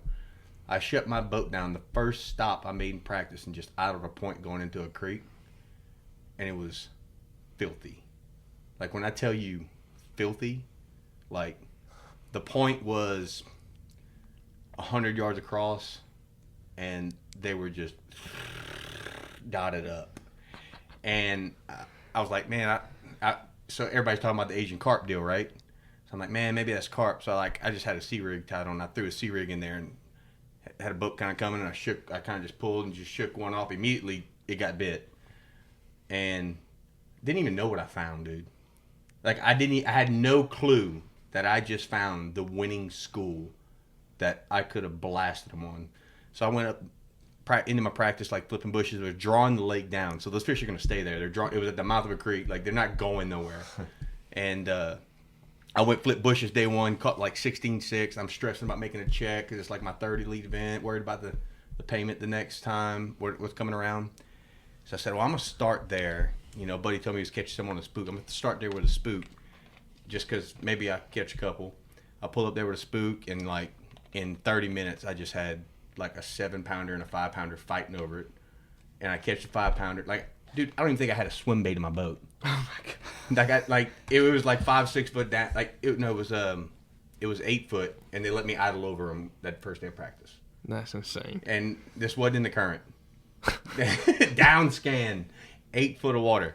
So I didn't even have a swim bait in my boat. Like I didn't have nothing. I had some I had like some deep diving crankbaits. I caught some off the end later in the day, but I had like 4 for 12, and I had a big one on the bed way up north. And somebody, I'm just gonna say somebody. Y'all cool with controversy in this one? Air it Yes, out. please. Oh, I don't care. I'll say, Boyd Duckett come in behind me and basically bullied me off the point. How'd he bully you off a point? So, How do you get bullied off anything? Like I said, I was a rookie. It'll never happen today. I can tell you that. I was kind of like making passes and kind of trying to stay off of it and just kind of zigzagging back and forth. And it started to rain. I put my hood up and I turned my boat around and I just heard. The second I turned around, and dude, he shut down 30 foot off the end of my engine. No way. Like on top of me, and just kind of like got into where I was casting and just. He saw me miss that 7-pounder, and I kind of like made a little fit. And I know for a fact, I'll tell him to this day. And I'm not scared. I love it. And I'm just being serious, dude. Like, and I said, well, I got 4 for 14. If I go catch that 6-pounder, I got a big bag. I'm gonna get 10 grand. I had a 6-pounder on the bed, like I said. I ran. I left it. I left him there, and I went, and I lost that 6-pounder on the bed the first flip. I was so green, a bedfish was facing away from me. She ate it dirt shallow, and I lost her on the way to the boat. Whatever. Come back. I said, because it was fishing tough. Come back. I said, dude, you save one for me? He was still there. He saved one for me. I got 4 fish. And he goes, oh, I just need a big one. He ended up weighing 26 that day, and he didn't have shit the first day and ended up finishing in like top 5. Like, it was the winning school, and I had no idea. That's how green, I'm getting to the point of how green I was when I made the elites. How did that interaction go down when he sat down like that? Like, were there words exchanged? No. And that was, like I said, one of those lessons learned and how green I was, and I kind of let it happen. Nowadays, I wouldn't let him catch a bass. Looking back at how it went down, I would have never let him catch a bass there. Like, dude, it was so blatant how bad he saw me catch fish there, and he wasn't there day one. Let me stress, he was not there day one. That's fair enough. There's a You know what I'm saying? dark place Yeah, in hell for absolutely. people like that. Sorry. We're gonna talk. I'm gonna look for that at school. I mean, I've already seen that in tournaments. I mean, as a rookie, but I could care less to say anything to anybody. I'll just fish You around. lead? No, I don't lead. No. I just fish around them. Well, there's a defense aspect to it. Like, you got to put your boat between them and where you're fishing, right? But if you got 2 boats coming, it's almost like the first guy there loses, you know? If that's what's screwed up. I will say this, man. I've been fishing the Elite 7 years. That's probably the only place where I might have gotten in an altercation. The way I fish, how fast I fish, and especially with the way scope's happening now, it's not necessarily a dot deal. And on the water arguments are very rare now. Yeah, no, like haven't had that in elites yet, but opens, like you get so familiar with fishing in a crowd, like I bumped guardrails for half the opens last year with people. Like, touching. I bet. Yeah, Touching. I mean, we had a scanning schedule, like everything was revolving around post balling. I mean, there were schools every time you went out, so like you got used to being, hey, which side do you want to throw at? Look at him on side scan. Oh my gosh, Dude, look at that. bro, look at them. Oh, my God. Look at all them kidney beans down there. That's crazy. Oh, dude, Look at him on side. I know, I see them. That's 12 foot. That might be 6 foot. That's 12 foot. They let you idle over them. Tell me it wasn't going Bro. down. Tell you what, it was 6:01 a.m. Straight shell bar, shad spawn. Throw anything in there. I could have cracked 25 pounds in the first 30 minutes if I threw the right thing in there. If I'd have thrown a hollow belly in there, game over. Oh, every cast. Every cast, like lit them up. Dude, I haven't seen a school that big in years, and that's my favorite way to fish, just like that. I like school. But it's irrelevant now, almost completely. It is. I mean, that was my number one lesson. Looking back now, I just can't go back and say you're an idiot. Yeah. I mean, I'm 23 years old. That was something y'all asked me earlier about how things have changed. I grew up, I guess, the side scan, down scan. Like, that was our deal. Like, Right. that's how I elevated myself back at home. That's Was getting good at that. Now it's almost irrelevant. Yeah. It really is. Dude, you can get away with one mapping. You can get away with one mapping deal. It maybe You need down scan to tell you how deep the water is under your boat. Yep. Or sonar. Yep. 2D And high one speeds, graphing with mapping to hold your waypoints at the console and have the legit stuff up front, and you're good. and you're good. That's you all can you need. compete. That's all you need. I might not run 2 graphs next year. That's all I you might need. run 112 at the console. At the I console. won't blame you for that. you running Yeah. ramps. I'm running hummingbirds for Okay. mapping and waypoints this year, but then I got the Garmin up front. Sure. I think what's crazy is how willing I was to adapt to side imaging and how I kind of got so confident in like my process Yeah. with that technology that I almost like was stubborn about scope, and you know I'm eating that for breakfast now. But I mean, I had to change like that. Like, And I did. So that's one thing I've done my whole career, dude. Like I said, I cut my teeth on Toledo, and I've guided on there for years. When we went to that tournament, dude, I erased everything I knew. you had to. Everything I knew, I put myself. The day one bag of Koyo, I practiced it the first day. Too many people started peeping me. I left it. Day one, Koyo smashes them there, and Koyo cut his day 4 bag where I was fishing day 1. I sat within 150 yards of Corey the whole turn. That's the juice. That was like the juice. That was the best juice in the entire lake. So I had like 3 people like start trolling around to me. That big giant piece of timber. Yeah. I caught him right behind it. The one he was like, I was farther out than him. That was Like out farther. Yeah, that was was between the 2 high spots. That was the rookie stuff that the local stuff that I was trying to avoid because I knew I was going to come back, and I got locked in on other stuff, and I never came back to it. And the only reason I knew is when we fished the open there last year. It goes down in it that just area. goes down right there every time. So dude, I started my practice there. It's just a mistake I made, but what I was getting at is, you know, Toledo had a bunch of grass, shallow grass. I was consistently making money in tournaments, shallow, punching, swimming a jig, and frogging. Punch is my jam. Like if I can drop a big weight on their head, son. I'm right there with you. I almost won Gunnersville in June. Did you watch it? My second year, I was catching 60 fish a day while they were on ledges, and every 10 to 15 fish would be a 4-pounder. That's cool. And I lost a 7 day 2, and I lost a couple on big ones day 4. I had to Brock Mosley had to bring me his boat. Just my whole career has just been it just hasn't worked out yet. You know, it will one day. But that was before scope, so now it's really got to work out Dude, for me. Like when I go back home, that's all I want to do. Like I lay like a swim jig and a flipping stick in my hand. When you drop that in there and that line, you drop that weight in there and it's falling, you just feel it on the fall. That's Nothing better. Nothing. Nothing. So that noise, that that's noise. a beautiful noise. So like, yeah.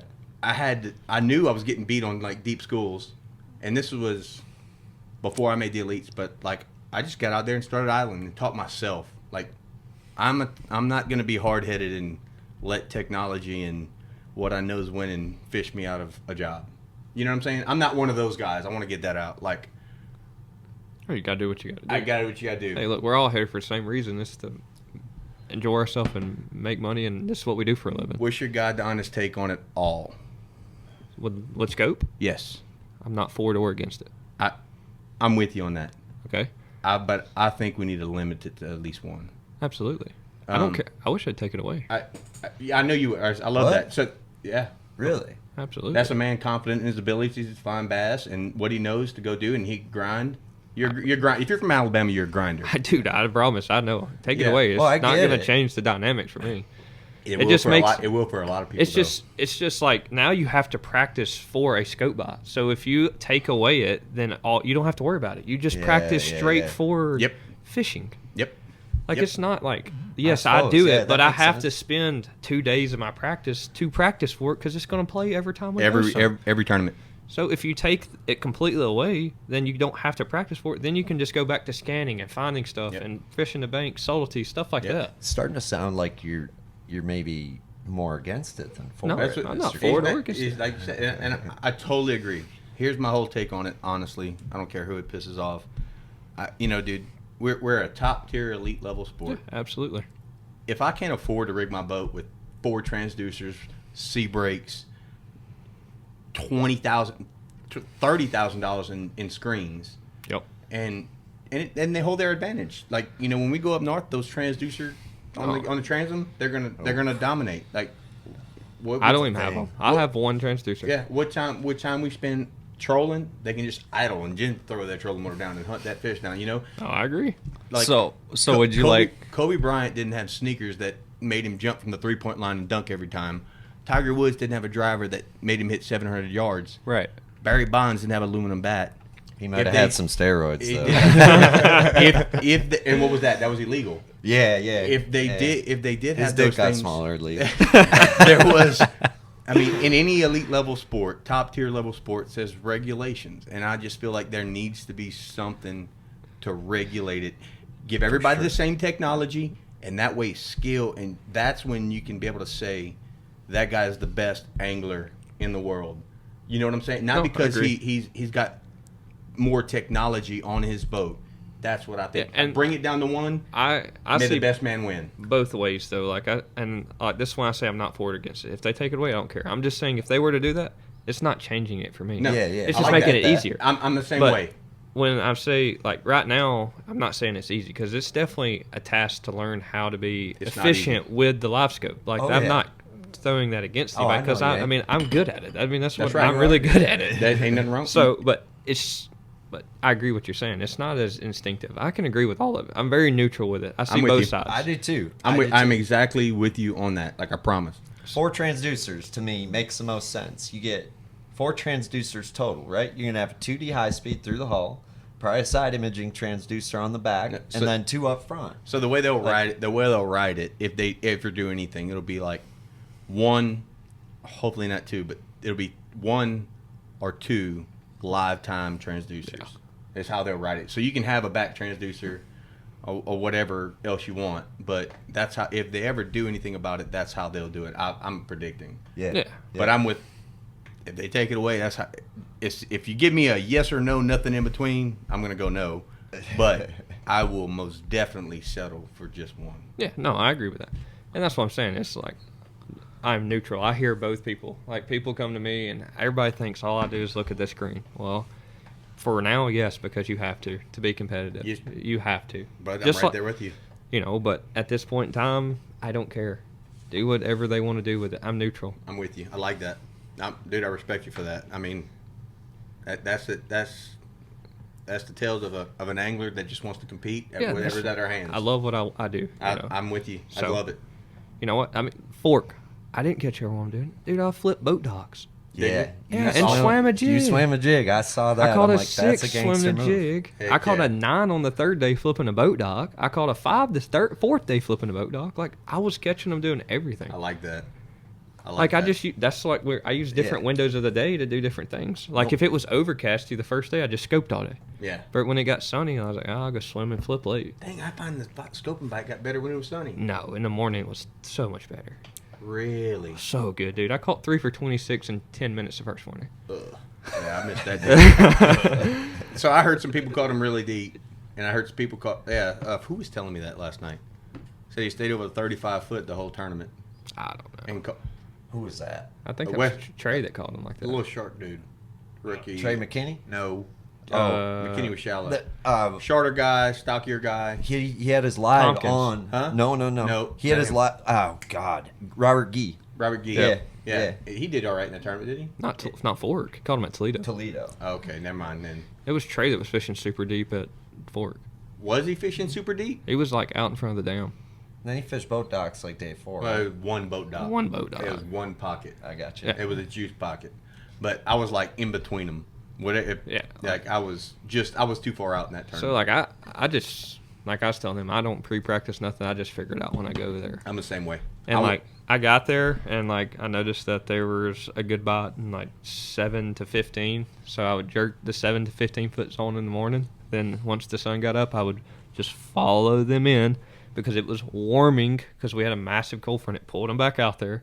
I just followed them into the same spawning pockets that they were in the back of by the end of practice. They just moved out, and as the tournament went on, just moved shallower and shallower. Once I got in like 2 to 6, I just scoped them with a wacky rig, and then I caught them flipping and swimming once it got late. I was throwing a jig on him. I lost a 6 and a 10 day too. Golly. The 10-pounder ate my jig in 10 foot, and I hit her, and she come up and where she was dominating me too. But I get her up, she pulls up, she comes up with a trot line. Oh. The jig's on the trot line, and she's just laying there on the surface, dude, just doing this, like, from here to the corner of the house. Just bug eye, big old wide eye, like, legit 10-pounder. And I get up there, I kick, as soon as my trolling motor buzz, she come off, and my jig just goes, bloop. I go, my jig wasn't even hooked on it. She ate it and obviously swam under it with my jig, so my line was, like, on, and then I hit her, so trying to pull the jig backward, it was just, okay. Yeah, baby. Yes. He knocked the moon off its orbitational, whatever the fuck. I think we gotta let him get that back on there. Yeah, good luck getting that moon back on. Typical Caleb stuff. Yeah, that's why we gave him the broken mic stand in his defense. But okay, like switching gears a little bit. Yeah, we gotta switch gears. I keep talking about it. It's a hot topic right now, dude. What's the funniest shit you've seen fishing pro? Dude, that was quick. Funniest shit that I've seen. Like, you spent so much days on the water. Like, you see some guy fall in, or you see, like, some weird local, like, come and call you, like, Kevin Van Dam or something. Like, it's tough when you're on the spot, I guess. I had something crazy happen to me one day. The first thing that pops to mind, I was at Champlain. How many years do you think I've been doing this? Probably, I think I've kept up for a long time, dude. I've been a huge bass fan. Yeah. But I feel like it's 5 or 6. 7. I'm in my 7th year. Yeah. Damn, it dude. fucking flies. Dude, enjoy it. It's awesome. Enjoy it. I've enjoyed it so far. Just get ready. It just stays the same, dude. That's awesome. You don't ever lose the fire, and I can tell you won't. But one time at Champlain, I was fishing up around a bridge, and I had to piss, and I went off the back deck, and it was raining that day a little bit, I believe. And I was in flip-flops and shorts, and I went to one side of my boat, the port side of my boat, to piss, and I look up, and there's like people on the bank, like, I don't know, 40 yards away, and I was just about to pull my shit out, and I go, oh shit, and I jump around to the other corner of the boat, and my Express has a back flat aluminum piece, and I was kind of drifting with the wind. My bow on my boat was already like going with the wind, the way I was fishing, and when I stepped on that back flat part, fell in, okay, and when I fell in, I had my flip-flops on, and let me tell you something. You cannot swim with flip-flops on. Them flip-flops almost killed me. I was under the water looking at the surface, trying to come up, and I couldn't until I caught my head and kicked my flip-flops off. And then by the time I come back to the surface, my boat was a good 30 yards away from me. Oh, shit. Dude, I had to triathlon swim back to my boat. My Express is so light that it just drifts fast. Yeah. Dude, by the time I got to my boat, when I finally grabbed it and got back in, I just laid on the back deck because I was so exhausted. I don't know if you ever swam 50 yards or 60 yards. Oh, yeah. It ain't fun. It is not easy. No. I ain't good at swimming with the dick in my hand, dude. I was gassed. Oh, yeah. When my pants were down. My pants were down, too. That didn't, or like trying to fall down, too. That didn't help. So, since you were in the water, did you just let it happen then? No. I might have shit myself. I don't know if I did that. All right, we're getting 2 things done today. But, like, dude, I'm telling you, like, I just got back in the bottom boat. And I didn't even have a marshal that day, so my marshal couldn't bring the boat back to me. That was the day I didn't have a marshal. I should have said that. Oh, yeah. I got back to my boat, dude. I just laid on the back deck. Dude, I was gassed. I had to go back. I had a pack of baits floating. My wallet was floating. And my flip-flops. I had to go pick up all that. And then I was able to get back to fishing. I ended up top 10 in that event, too. That's a good story. Pretty good comeback there. Yeah. I'm surprised nobody on shore threw you a bobber to tow you somewhere, dude. Kick your flip-flops off if you fall in the water. Yes, they will sir. kill you. Yes, that's great advice. Like duck hunting with waders. Oh, yeah. No, then flip-flops will murder you. I've filled waders before. Filling waders, no fun. No. While we're on it, buddy JP, you know JP, right? We went fish the river, and there was an iceberg that was connected to this island. And it freezes up where I'm from. Right, right. And, we're trying to catch smallmouth. We're bored at this point. It's like March, but up in the juice. Sauk River, below the Cold Spring Dam, around the corner. Yeah. So we hop onto this island, and I'm making some casts. Next thing I know, we just hear a crack, and this iceberg starts floating down the river. It broke away from the island, and we're literally floating on this fucking iceberg. Like, freezing cold water. There is no way to get... I want to grab way more in there. Oh, right on there. We got a couple more. I'm disappointed. Y'all knew I was coming. You only got 3 beer cups. Well, you can thank our buddies from last night. We drank a lot last night, and then we had to rush here. So if we run out of beer, we'll just stop, go get more. But anyway, ended up falling in, and water was really cold. Oh, my dick's cold small water. enough without putting me in that kind of water, you know. Look, I got one for Caleb. All right, this is all on Logan now. Latuso. He showed me a video of you at Fork now. What are you doing in a pen with a hog? Yep. Well, nobody made the cut. Somebody had to do something cool for the YouTube show. Y'all So I've trapped. It's been confirmed. Aliens from another planet have landed on Earth. Sources say there's been 2 confirmed landing points for these extraterrestrial beings. One being Japan, and also, unexpectedly, in Minnesota at Waypoint Angler Supply, a local tackle shop on Lake Minnetonka. With the ever-expanding universe, it's no surprise that there are other planets out there that also share our love for the sport of bass fishing.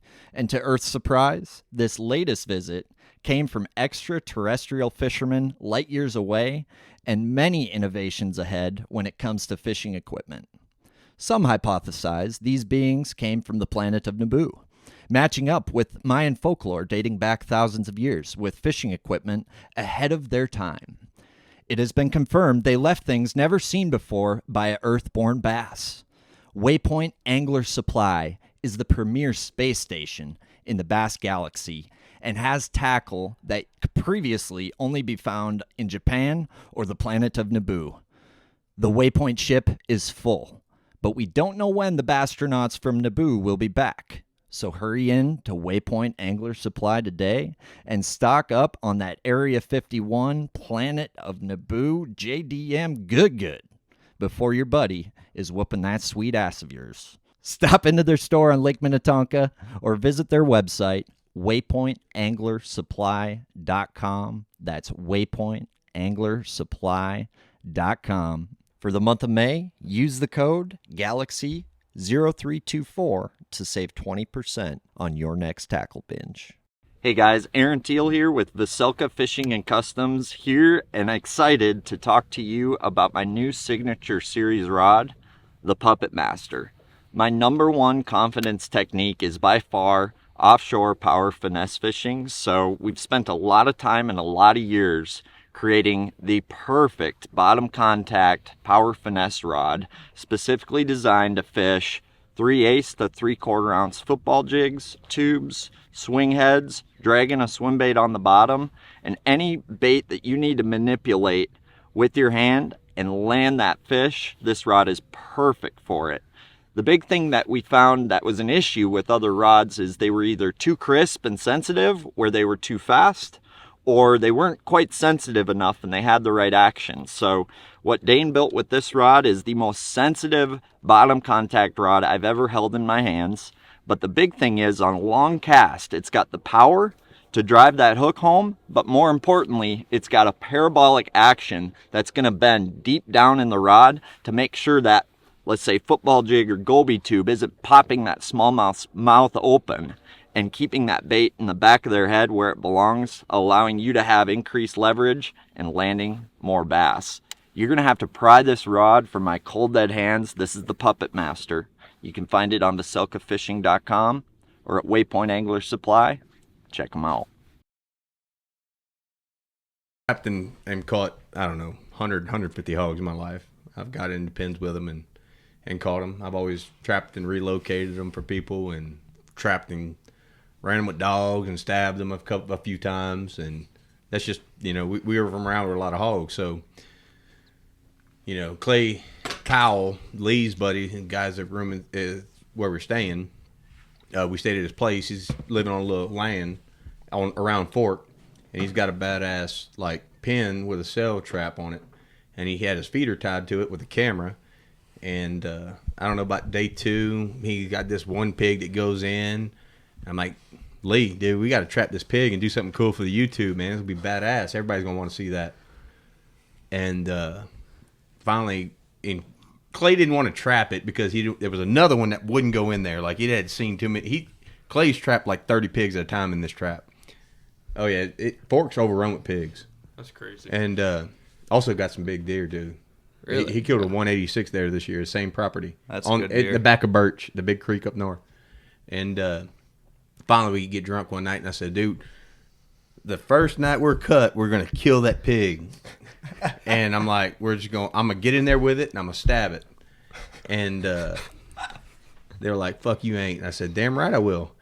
And finally talked Clay, and he got in there and hit the button. He trapped him. We had an express dinner to go to. I said, but it's got to be like a day after a tournament where we get a little daylight. But we had an express dinner to go to. Went to the express dinner, and I think we're cut at this point. Nobody at the house. Me, Logan, or Lee didn't make the cut. I finished 60th. And we come back from the express dinner. There's like 30 people by the fire.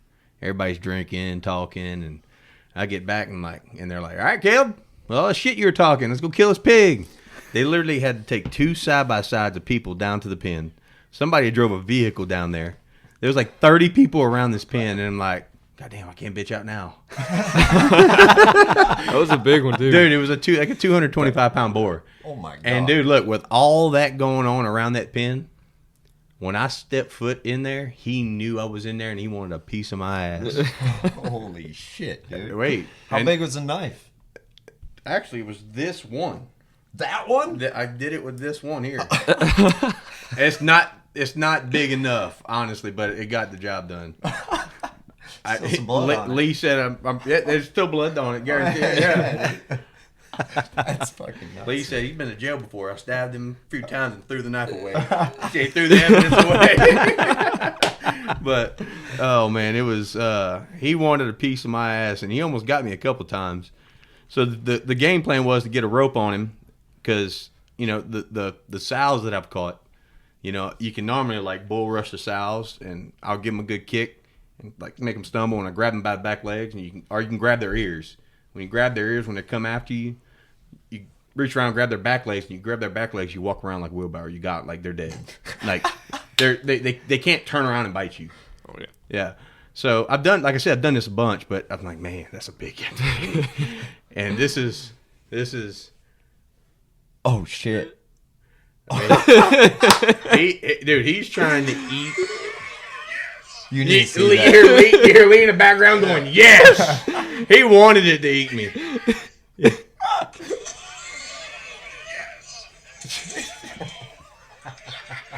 This was another buddy. He was gonna. Watch this. This was another buddy of his. He was gonna.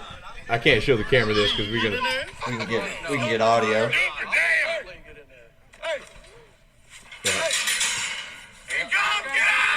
Wait. You're going to be able to see this on the YouTube show in Park. I can't show it to y'all now. This is the second time. Kicked him in the head. He almost had me right there. Wait.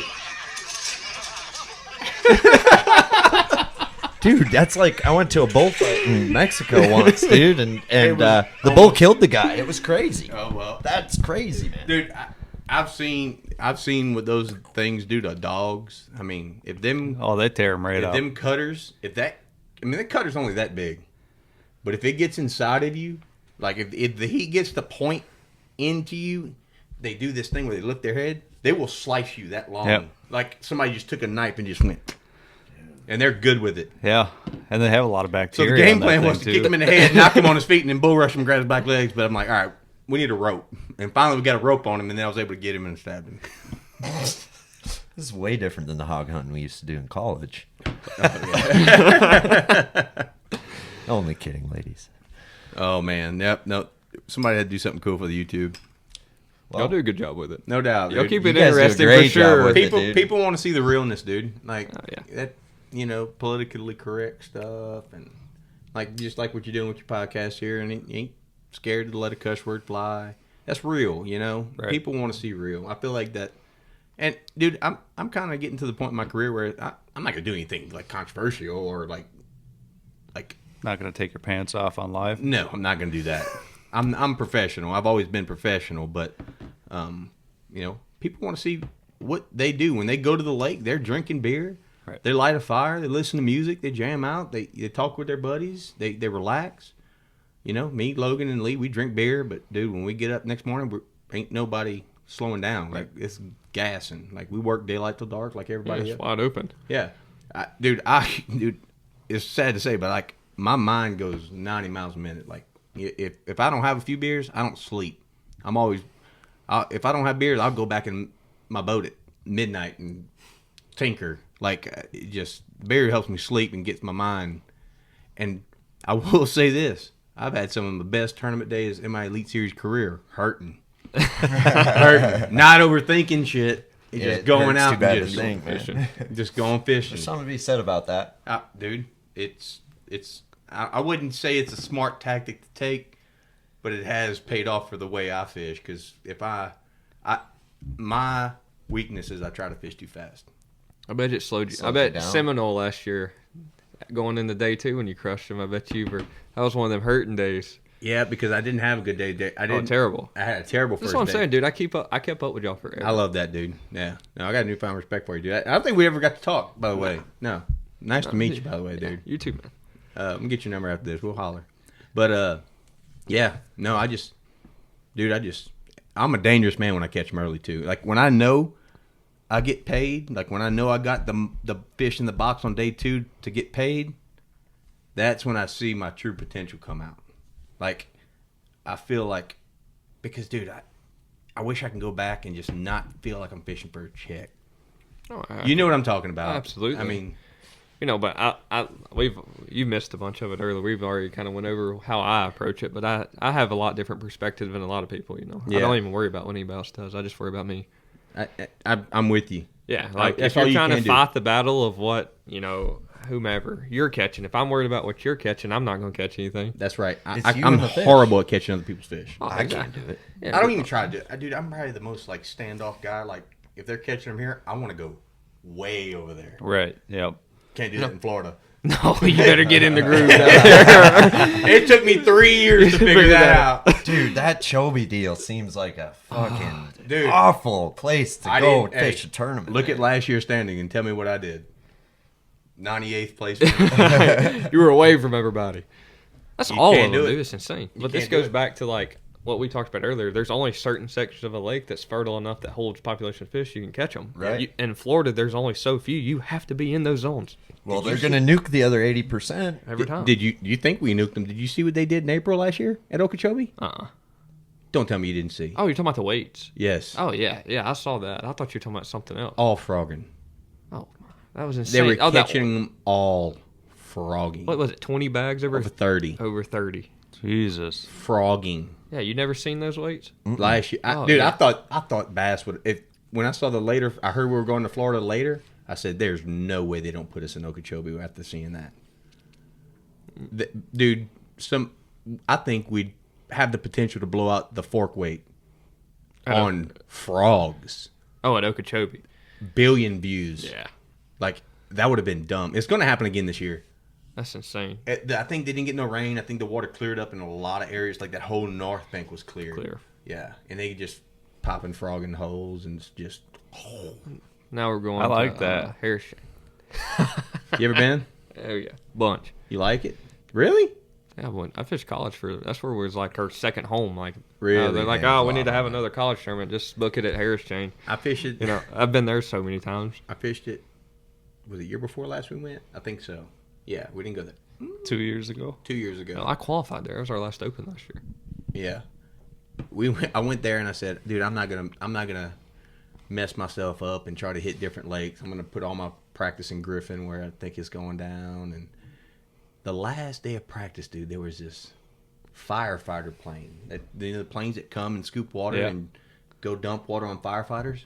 The last day of practice, and I'd found some good fish, some good chatty fish, and some offshore grass, and I was actually had some good fish in the marsh. I was finding just kind of flipping and bed fishing, and it made one pass and then rolled out. I'm like, man, I was dude, it was a big 4-prop plane, and it would come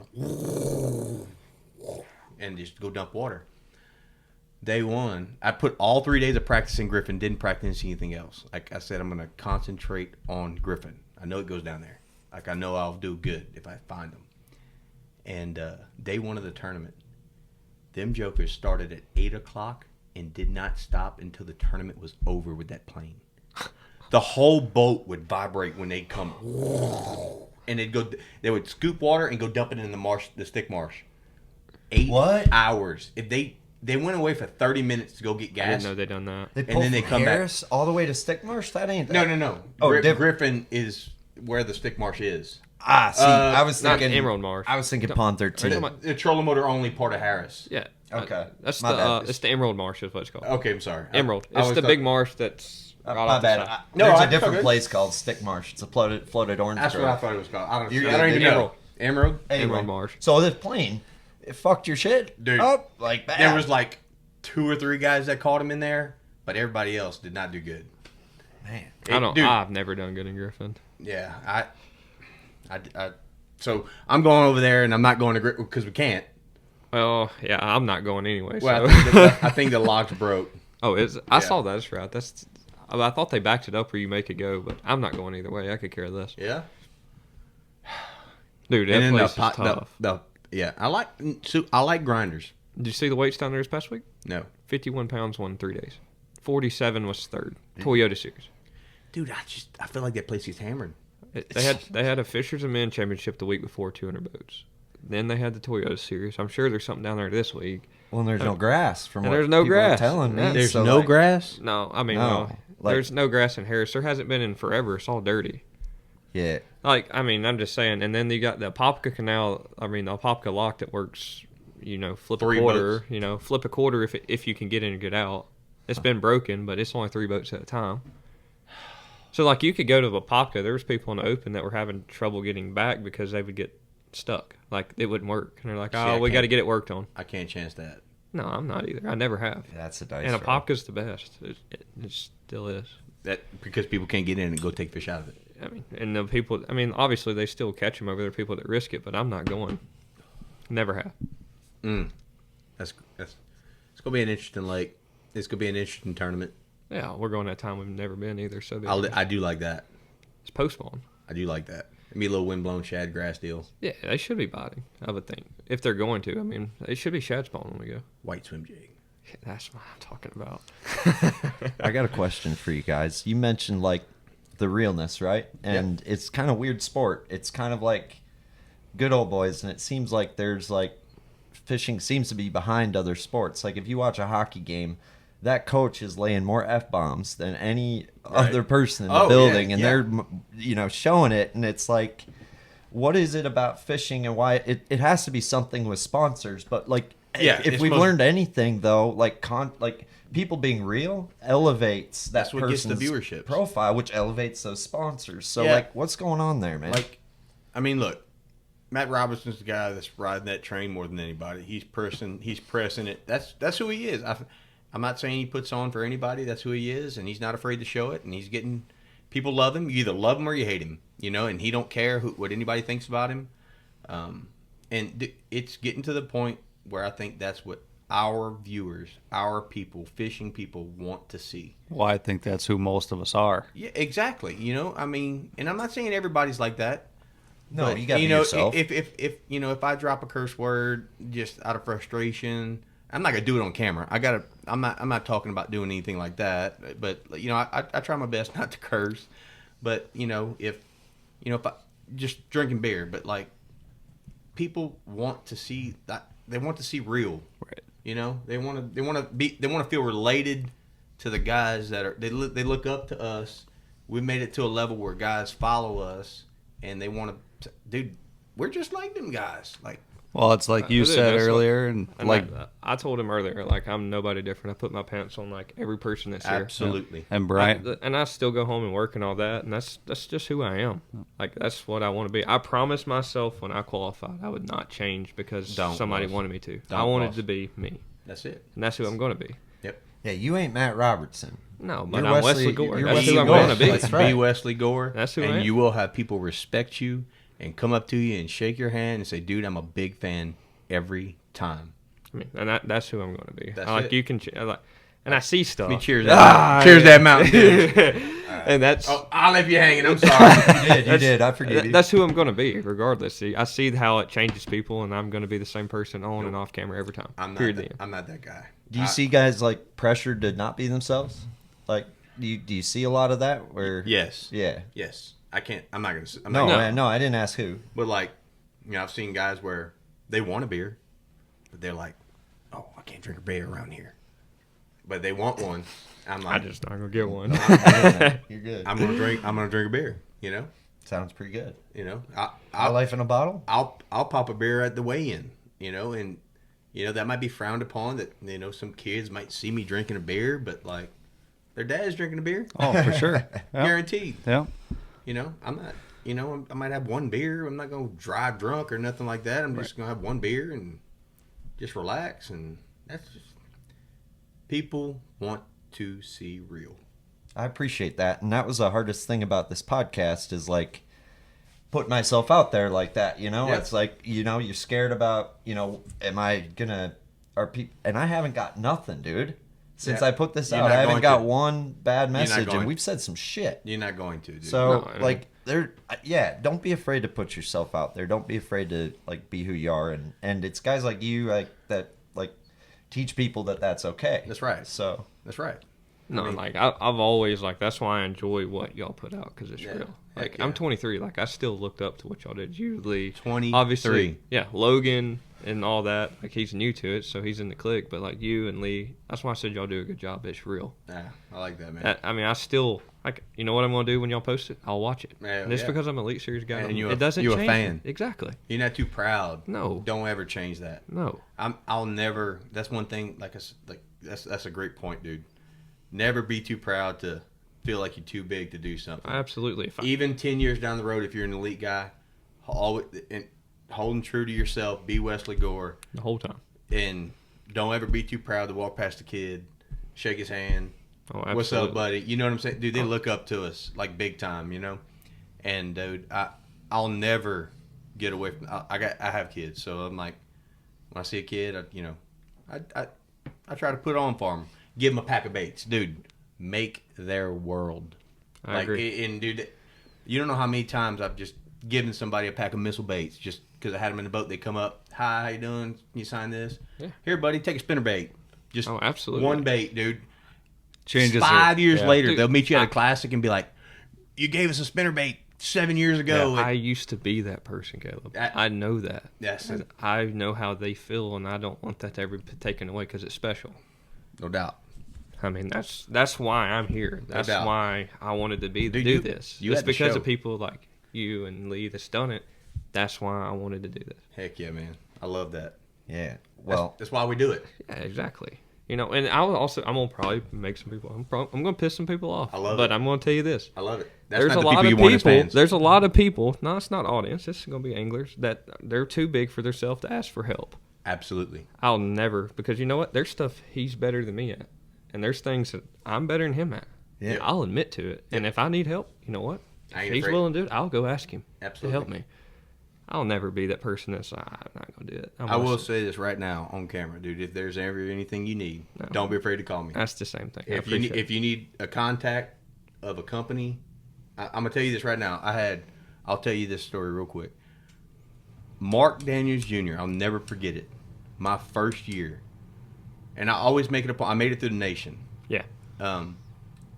I make it a point to call the nation guy every year, and I do. I'm behind on calling Timothy, the guy that made it. I need to call him. But I've called the nation guy every year that I made it after because Brandon did it to me. And just called me and just walked up. He walked up to me and said, "Dude, is there anything you need? Just let me know. Do not be afraid to ask." Mark Daniels Jr., I'll never forget this. I was walking around at ICAST, lost like a goose. My first year. Nobody knew who the fuck I was. Trying to get $1. Dude, when I made it, I didn't have a connection. I come straight out of the job. I didn't know fishing. I didn't have any fishing sponsors, dude. And Mark Daniels Jr. saw me. He's like, "Hey, come here." And he called me, pulled me to the side, and he goes, "If there's anything that you need, any company that's on my jersey that you need to meet the guy that makes the decisions, tell me right now. I will bring you to them and make like. And the connections in the game is the key to making sponsorship dollars. Like, you can send emails blindly and do this, that, and the third. And emails, dude, if you get a sponsorship, I've never gotten a sponsorship from just emailing the company blindly. No, they like that face to face. Phone call, or at least. I feel like once people meet me, I come from the oil field. Working, I did sales, management. When I met a client, dude, I know, like, I'm not putting on, but I feel like if I get to show you how I am, Yep. You'll have a higher respect for me than just blindly emailing you. I hate emailing people. Like, I'm so big, like him, like anybody, like you. I'm not gonna text you. I'm gonna call you. And if I'm not, if I can't come see you, I'm gonna call you. Like, I'm always that person. I don't have time to text you. I want to call you, tell you what I need to, chitter chatter, whatever you want. Go. I mean, we both got things to do. Yep.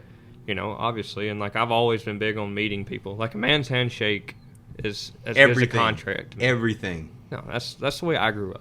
Yep, I love that, dude.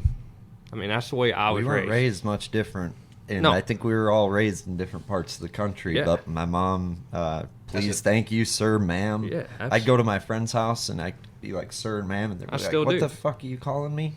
My name is Jim. Like, dude, there's something to be said about that. I take my hat off at every meal. Like, I feel like it's a dying thing. Yep. Oh, it is. I don't know, but like, just that. So I'm also getting at, dude. If there's any contact that you ever need, dude, I'm at the point in my career where I could think I can find the guy, even if it's not a partner of mine. I can help you get it. So I want to offer that to you, dude. I mean that. I'm not just saying that for the camera. No, thank you. I appreciate that. Anytime, man.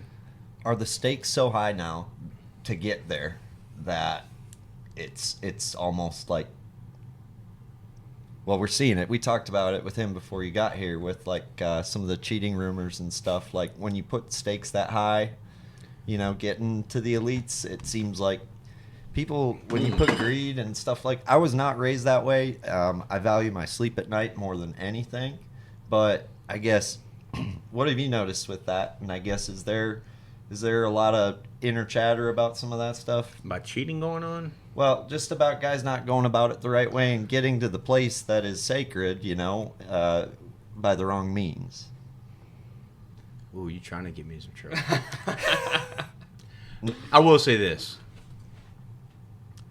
There has been some serious suspicions throughout my Elite Series career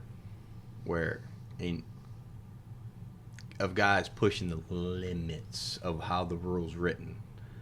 I have never went as far as protesting somebody, but I've had in a couple sections had to talk to somebody about somebody of what I seen on the water. I'm not going to get into exactly what happened. And I wasn't trying to be trade Zaldane there or room nothing. for improvement. So, That's what sorry. I said. There's room for improvement. Yeah, That's what I looked at. No, I'm with you on that. I was not trying to trade Zaldane your ass there. No, it's sorry. dude, I'm telling you, I'm not scared of anybody. None of my sponsors are going to cut me by who I'm talking about. I know when to not give something to the camera, but well, we can cut it out if you fuck up. there is some stuff that may go on, like with one or two individuals that's just pressing it too far. And it's like, if you're pressing it that far, are you really stopping at the line of where the rule's written? Right.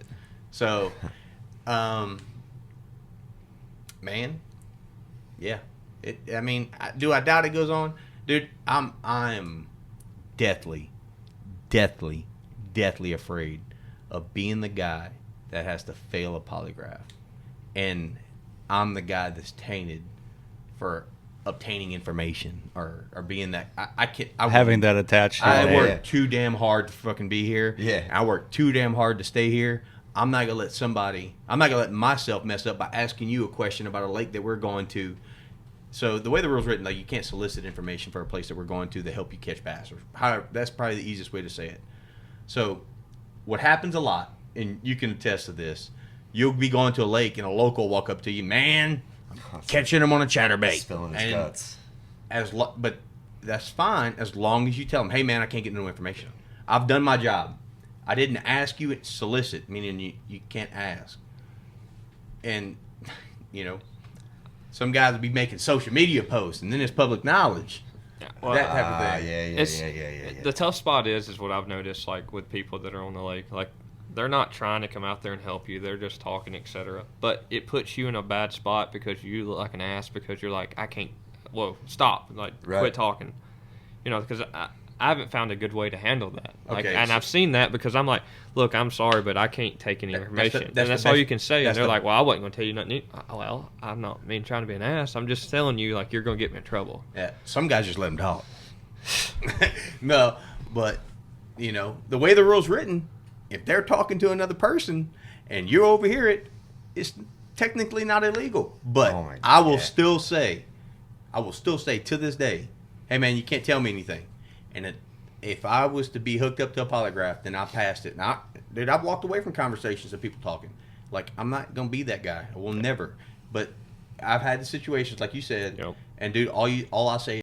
Do you trailer your big outboard? Then you need the MyWedge motor support. MyWedge keeps even the heaviest motors safe and secure on the trailer. And talk about easy. Up with the motor, on with the MyWedge, back down, ready to roll. And MyWedge is built to last. It won't rot, it won't split, it won't fail. Guaranteed.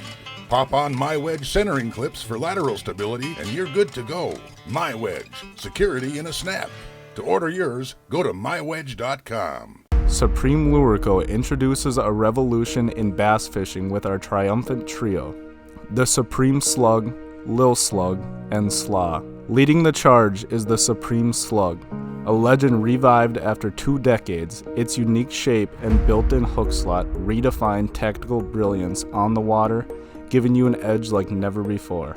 But the saga continues with the Lil Slug, a miniature powerhouse that mirrors the majesty of the Supreme Slug. Don't let its size fool you. It packs the punch needed to lure in those elusive bass. And for the ultimate bass feast, there's the Slaw, a craw representation with the same irresistible characteristics as the Supreme Slug. It's bass seduction at its finest, designed to trigger predatory instincts. Exclusively crafted for bass enthusiasts, Supreme Lurico brings you a trio that's not just baits, they're bass magnets. Supreme Lurico, cast in gold, reel in glory. Is, man, you can't tell me something, dude. We got a strict no information rule. I appreciate what you're doing, but I can't get DQ'd. And if you tell them that, you did all you can do. Yeah, exactly. And like, dude, I'm the same way as you. Like, I worry about that. I've been hooked up to a polygraph several times. I mean, I've never had a problem just from being back at home and winning big events. Like, Yeah. they polygraph you. But like, it doesn't scare me. But it's like, look, this is my job. I want to do it correctly, and I don't want to bend any of the rules. Like, I felt bad at Fork, for instance. I watched the local. Did not say a single word to him. I watched him catch a 9 or 10 pounder, and I felt like I was doing something wrong because I watched him catch it. No. He was 100 yards from me. That's not against the rule. No, I know that, but it was just like, just because of the circumstance I was in, I was like, oh, dude, there's no one else around. And I saw him catch it. So what about? How'd he catch it? Do what now? How'd he catch it? On swim bait. Back Big of one? a pocket. Schooling. Really? Yeah, they come up schooling everywhere. That's the pocket you caught the 28 pounds in? Yes. Hell yeah. Got there. I would have started there too. Hey, it's fair. If there was, That's if fair there game, was, bro. If there was 10 Elite Series guys in that pocket with you and they all saw it, they would have all started there. Every you one were of just them. the lucky guy that 100%, saw yeah. it go down.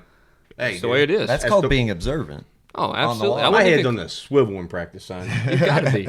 You're there for 3 days. You gotta Yeah. be looking around. Yeah, That's awesome. Oh yeah, that is a cool story. Dude. giant one, Yeah, giant one. it's like, And it was like bingo. nobody was even around me. That's it. Hey, That's dude. the universe throwing you a freaking bone there. And I didn't necessarily catch him at, like, precisely where Right, he right, was. right, right, but right, like, right. I just was like, If they're schooling, they're swimming. They're moving. well, I just went out to the middle and just panned out from him, and there's more fish there than I've seen anywhere else. I'm like, I'm about to catch him. Hell yeah. The weird thing to me with the info thing is like, okay, let's say you got a tournament on lay, Yeah. right? Without mentioning the lake name, you could ask somebody. This is like the weird Keep gray talking. I got a part. bathroom break. You're good. Do your thing. I'm listening. Like talking about lakes in Alabama and like leading the question, but not like dancing around the fact that it's a bite on Lay Lake, but like that guy knows what you mean. Like that to me, how is that like enforceable, you know?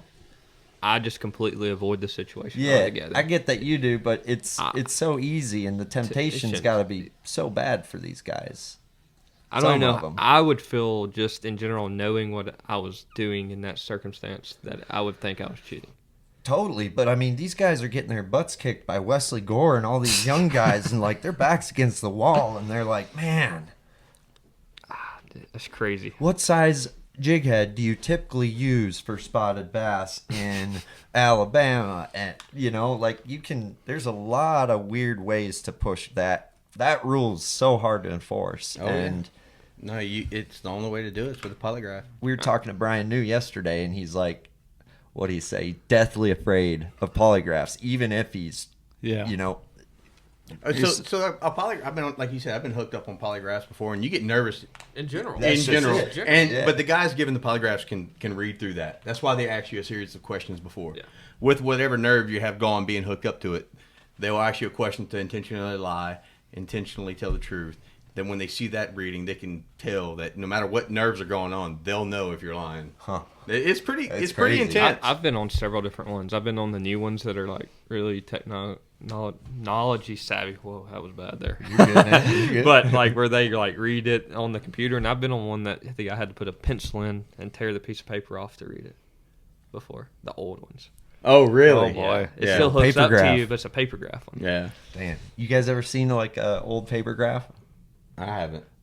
Buddy brought one up to the cabin, and it's like I felt like I was like reading the Dead Sea Scrolls. Like pull that thing out, I'm like, oh my god, imaging is pretty good on. So like things. The one like I haven't taken one with bass. I'm sure I eventually will, but like all the ones I've took where they're on a computer, you don't see like what's going on. Like you can't see it. Well, the one on the papergraph, you're looking at it. Oh, you can see it jump. You're like, yep, I just failed that one. Yeah. So like the whole time, there's no hiding it. You're just sitting there at the thing, and it's just the pencil's writing your.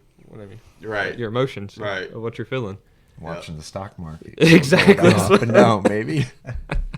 Man, dude. It's pretty neat though. It's just like there's variables and it's like a variance. Like I don't want to act like I know what I'm talking about with it because I don't. But I try to get it explained because I've had several of them before, and like you have a plus or minus on it, etc. of how they read it. Yeah, I'll take one too.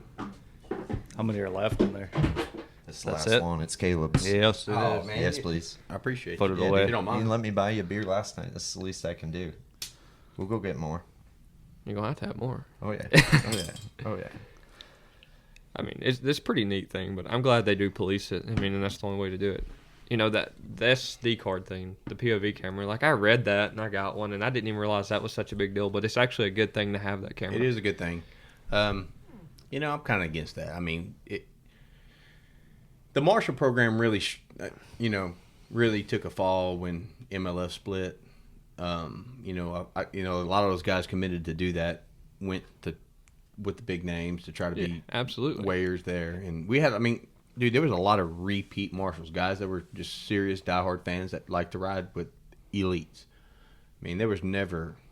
I mean, for actually the first better part of my career, even when the split happened. You know, that was, I want to say that's maybe when the Marshall program did take us fall. And then there was actually people without people in, in their boats. You know, but the POV camera, damn, I could barely figure out how to work Garmin livescope. Look, I'm just telling you, I'm not technology savvy. I'm good at livescope but nothing else. But like the instance I say it's good in is like, it's not opinionated. Right. What you see is what you get. So if somebody was to accuse you of something, it's there on it is. Camera. I'm with you on that. That's where I think it's honestly worth its value. But here's the thing, dude. I've come in from a day on the water and my shit didn't record. Oh, yeah. Honestly, and I'm like, oh my God. I totally freaking. Dude, I called Lisa in the middle of day 3 because I called a 9 under a knock. And I went back there and my GoPro went blinking. And I was like, oh gosh, dude. So I like freaked out and I like called her. I'm like, because I don't know. I'm like, Lisa, I'm just going to tell you, it's 2 o'clock. I just called a 9-pounder and my camera's dead. And she's like, well, I appreciate you calling me. That's the way to do it. I was like, I just want you to know I have no clue why. I changed the batteries in it. That's can't what get happened to it me. run. And dude, I'm not going to go back there and mess with it for 15 minutes either. Not in the tournament hours. Oh, well, I did. You did. Precious. If you made that call, but I'm going back to fishing. Like, Yeah. I'm sorry. Like, we're too much on the line. Going forward, it's And different. There's no rule written to say that. So I've come in, called Lisa just like you did. Lisa, I have nothing on camera, but I promise you I didn't break any rules. And she's like, well, thank you for calling. You know, that's all you can do. Yeah. So I mean, and I'm not smart enough to handle that stuff. I don't know how to correct it, you know. And I was back there fiddling with it for 15 minutes trying to get the run. I feel like it should only be a real dire need unless there's a bed fishing tournament going on. Jeff Spragham. Got him. Yeah, don't get me started on Right that. in the butthole. That was so bad. Dude. Sorry. No, don't be sorry. I'll talk shit on that one real quick. I'll tell you this. If anybody did that in the Elite Series tournament, of how bad that one was, and I'll say this on camera, you can keep this in. Yes, sir. And I finished 51st outside of 10 grand, I can't say how crazy I would have went. I would have can't say I'd lost blame you. my damn mind. Yeah. How blatant I would have got a lawyer. Dude. Somebody would have paid me 10 grand, or they would have DQ'd him. So, from a viewer perspective, right? We were talking to Jarrett Littner about Yep, this. I was just Yeah, going to change bring that this up. subject. Why? I wasn't even fishing against him, but Yep, I got you, bro. Why, like, as a viewer, they're complaining about scoping and viewership, right? yeah, they are. Okay, I'd rather watch Koya catch 30 pounds than watch Jason Christie catch 8 down the bank. Okay, that's my first point. Okay. My second point is, as a viewer, it really surprised me when Jared said this, because as a viewer, the ultimate is being able to choose which angler you watch. So if every angler had a camera and you could quad box your favorite anglers live, and I could watch Koya shake a minnow, I could watch Wesley Gore swim a jig, and I could watch Caleb Sumrall flip mats in the same day and see how that bite unfolds and changes throughout the day, I can guarantee you I am glued to live all day. Oh, this guy just shot up the leaderboard. Oh, what the hell is he doing? How is he doing that? Why is he doing that? Oh, it's sunny right now where he's at, and his bite's working. The clouds went away, and Koya's not, shaking them up anymore. The learning, the viewer experience, that's going to bring this sport to the next level, dude. And Jared was saying that the people running the event don't want that. No. Why the hell wouldn't you want that? So, like, what would you be able to sell to FS1? It would be the thing. So people would not watch FS1. You understand? Right. So, Yep. Bass has a contract with FS1 to run 10 live cameras on anglers. I understand that would still be going on, but guys would be robbing from that viewership. You understand what I'm saying? Yeah, I do. You would be robbing from the guys in the top. And another thing, because this has come up before, this has been talked about, of a live camera, GoPro running live that you can stream to, service issues. Yeah. You would have to run like the service box that MLS runs, or whatever they have in that thing. Elon Musk, Starlink that shit. There's got to be something. I'm sure it's out there. It's coming. But it'd be Bass having to come off of that price tag to rig everybody's boat to do that.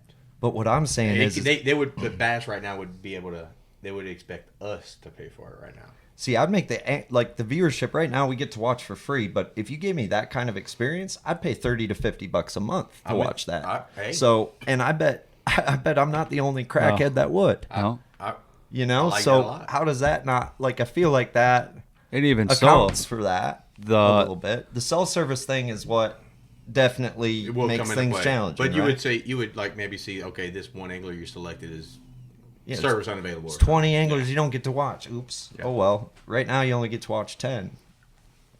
I would think the return on that, and just We're good right now. in general About 10, viewership. 15 more minutes. I got to roll in about 20 minutes. All right, I'll roll with you then. Okay. Yeah, I got a dinner to go to. That's where I got to go. Yeah, who you going with? Impulse. Okay. You guys got all kinds of dinners. Thank you, dude. This time means a lot. So I know you guys get pulled 12 ways to Sunday, so I want you guys to know what an honor it is, because I know you guys are working, man. You guys are hustling and grinding, so to Heck yeah, take some dude. time to BS with a couple of fishing DJs like us, I appreciate that. All about it, bro. So, you guys, you fished in Minnesota before, right? I have not. Ever? No. We've never went to I Minnesota. haven't either.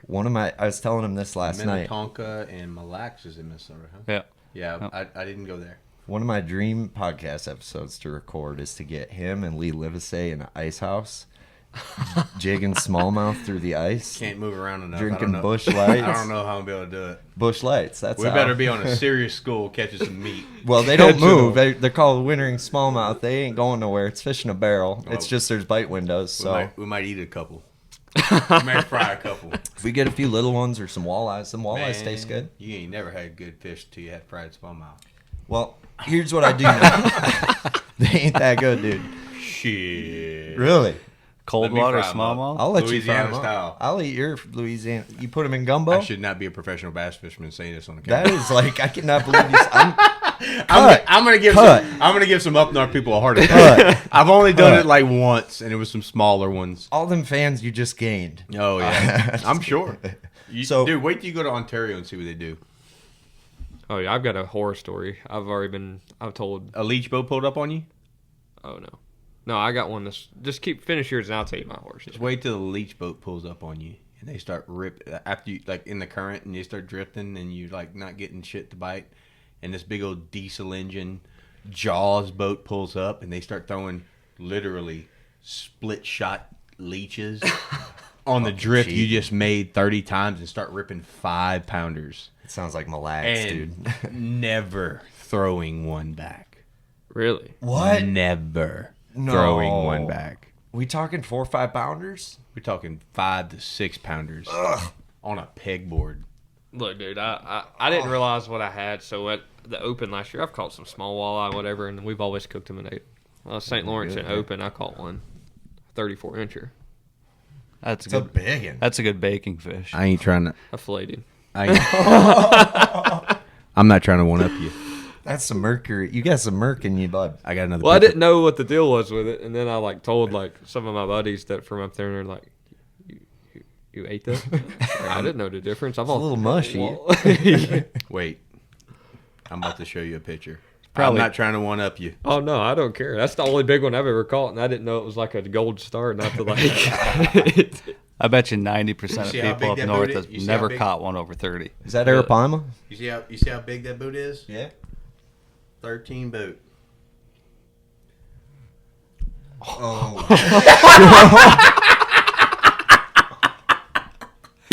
Oh, that's a whole Dude, bucket. you didn't even get to that back bottom fin. I didn't even touch the fin on the bottom. Had we had 2 over 13, 2 over 11, 2 over 10, and 2 over 8. Hold on. Did we lose mics? We're Good? back. We're back. Right. Yeah, I had 2 over 13, 2 over 11, and 2 over 8. That one I caught was a 13 something. I weighed it was like a 13.20. It was Damn, a giant. Caught him on a 3/4 ounce War Eagle spinnerbait That over doesn't grass. surprise me one bit. Gosh. Dude, we got on a strip. Like I would just let my boat drift, and I had my buddies fly up to Ontario for. We couldn't fish the river, but we could fish Ontario. Yeah. The lake was off limits. I'm not sure if this was before the tournament or after, but every year I stay a week after or before because the fish is so good. Oh yeah. Hey, I will tell you this, dude. If you ever have any sponsors you want to bring fishing to do some cool stuff, have them fly into Syracuse, plan to stay a week later after the last event, and take them on the river or the lake to catch some smallmouth. They love that. Hook set fest. Keep that in mind for future reference. Oh, absolutely. Plan to stay a week later, and dude, you learn so much more while you're up there too, and it's a good thing for people that have never done it that you can offer a trip to go do. I do it every year.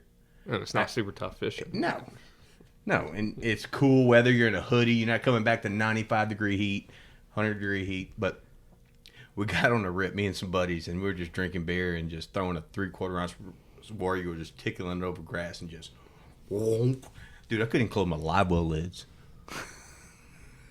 Damn, dude. Yeah, no. Well, I had to stop. I said, stop.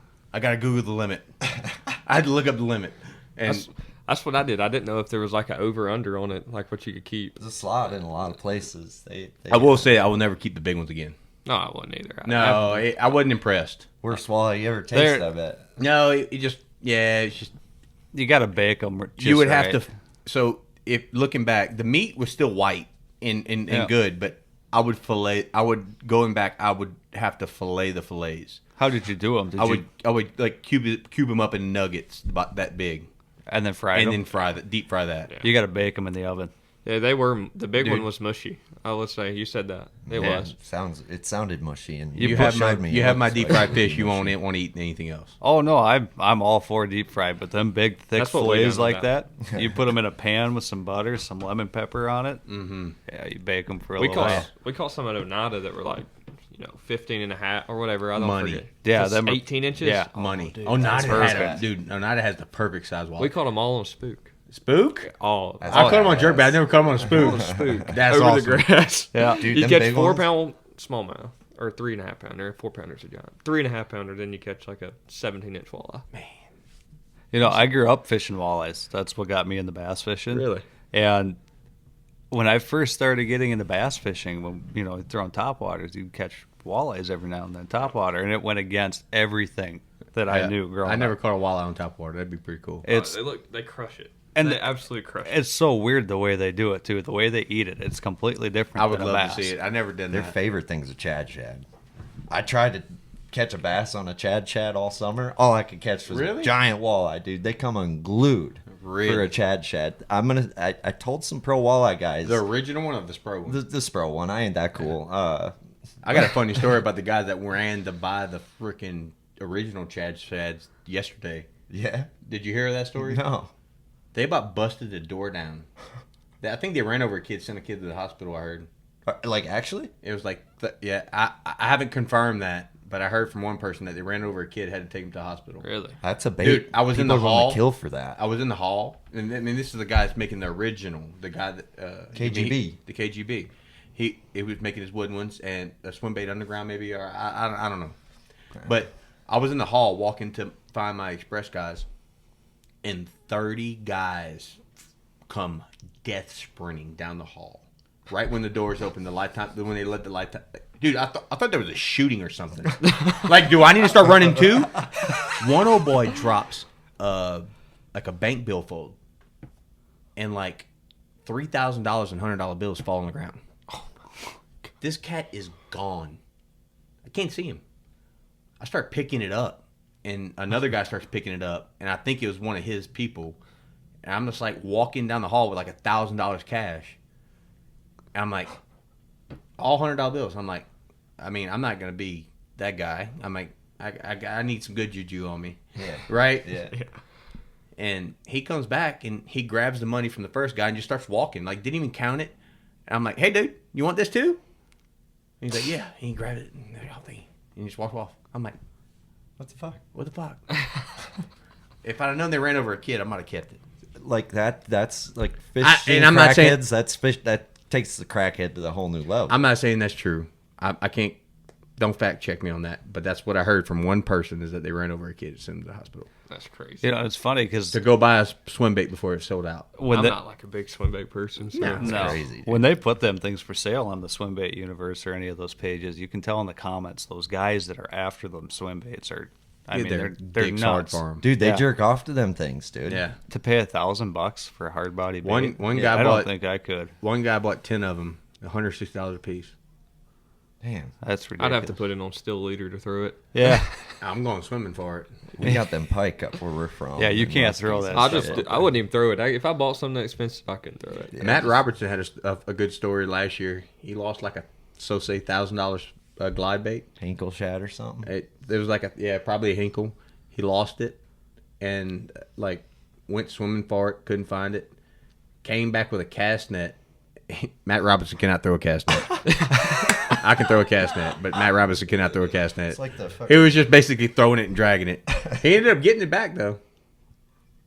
That's crazy. He got it cooked in the cast net. Yeah. I'll be damned. But I mean, I don't know. I'll throw the Spro KGB. That's about all I'll throw. They don't eat that. I'm not throwing it at them. They'll follow that joker. I just don't even throw one, dude. Lee's really good on fork with a big glide. Really? Yeah. I thought he was a big soft body guy. He'll throw the soft body, but he can catch him on a glide too. The day he caught the 42-3, Yeah. he lost like a 10 on a glide. Oh my gosh. No, Look, he probably could have broke the record. I didn't want to ask this. I'll ask you. I don't want to bring it up a bad way because Go ahead. What? How do I not catch him there? No. How did he not catch him the first day? Like I know I've done the same thing. On I my thought whole about life. asking you. No. This ain't asking me the wrong way. I'll tell you. So that's my guy, dude. Like it's my brother from another mother. I have never seen a guy like you think Lay. Oh, Wait, hang on. You think any other guy knows any body of water? You have never seen a guy that knows a body of water like Lee knows Fork. He will tell you what depth range he's going to fish, what week. He says they're going to be here this week. What crazy. week of the month, regardless of the weather, regardless of anything. And when the schedule comes out, he goes, I'm not going to win that one. What? really? He goes, I'm telling you right now, that's the weird week. It's the weird couple weeks. It's going to be tough for me to win. So he ran all of his juice in practice.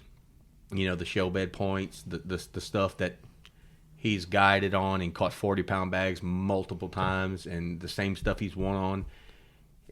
And he found one spot that had him the first day, and it was going down. He said there was a group of them there. He caught a 6, another 6, and there was a bunch there, and he left them alone, and he ran the entire lake looking for that. It was just like the only spot he was going on, and he had some shallow stuff too, and he went from that to dirt shallow. Lee will scope if he has to, and he did the second day, and he should have had a mega bag. He had 24, but he said he lost 3 donks, jerking on him, just pulled off type of deal. But that he knew that week. He told me that way in advance that he wasn't gonna catch Look, and it's not a bad thing. I've nuked on lake. It's not nothing, but that's just I know how good he knows that place. Dude. If I've heard it, and it just shocked me. Like he had 3 bass the first day. Like just not to have a limit shocked me. We were all mind blown. He told me when that schedule come out, that's the weird week. Wow, that's crazy. That's next level, dude. There's certain weeks if they drop it, and he's gonna be like, it's gonna go down. like he'll just be like that. Like, I'm sure everybody else asked him, so I didn't want to be the person to ask him. he can give me all of his B stuff, and he will. Like the stuff that he won't fish, but like stuff that I can honestly top. He said, "Dude, you can top 5 right here, here, and here." He can give. He'll give me that, but I don't know where to park my boat. I don't know how to throw. This cat will. It'll be a wind-blown point. He'll spot lock up wind on the dot and know the cast on every point on that lake.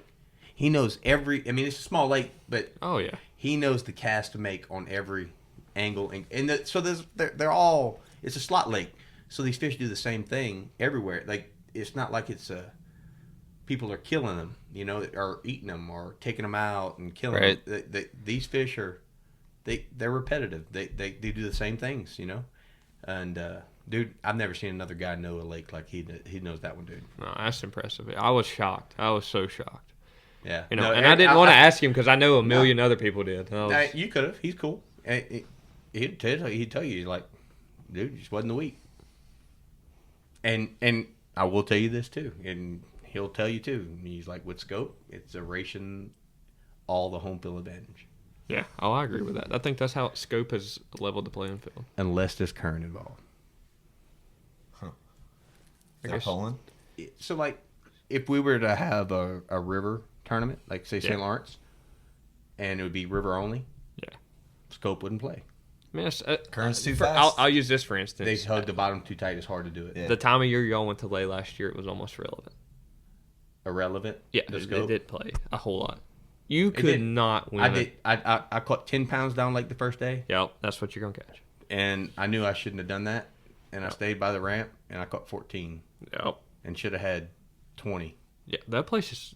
Y'all caught it at a weird time, but that's how I like it, though. I'm not going to tell you y'all missed it or not missed it, that I'm the greatest ever out there, because I'm not. But there was a little bit of stuff that I know now, and even from practicing, you can't find everything in 3 days.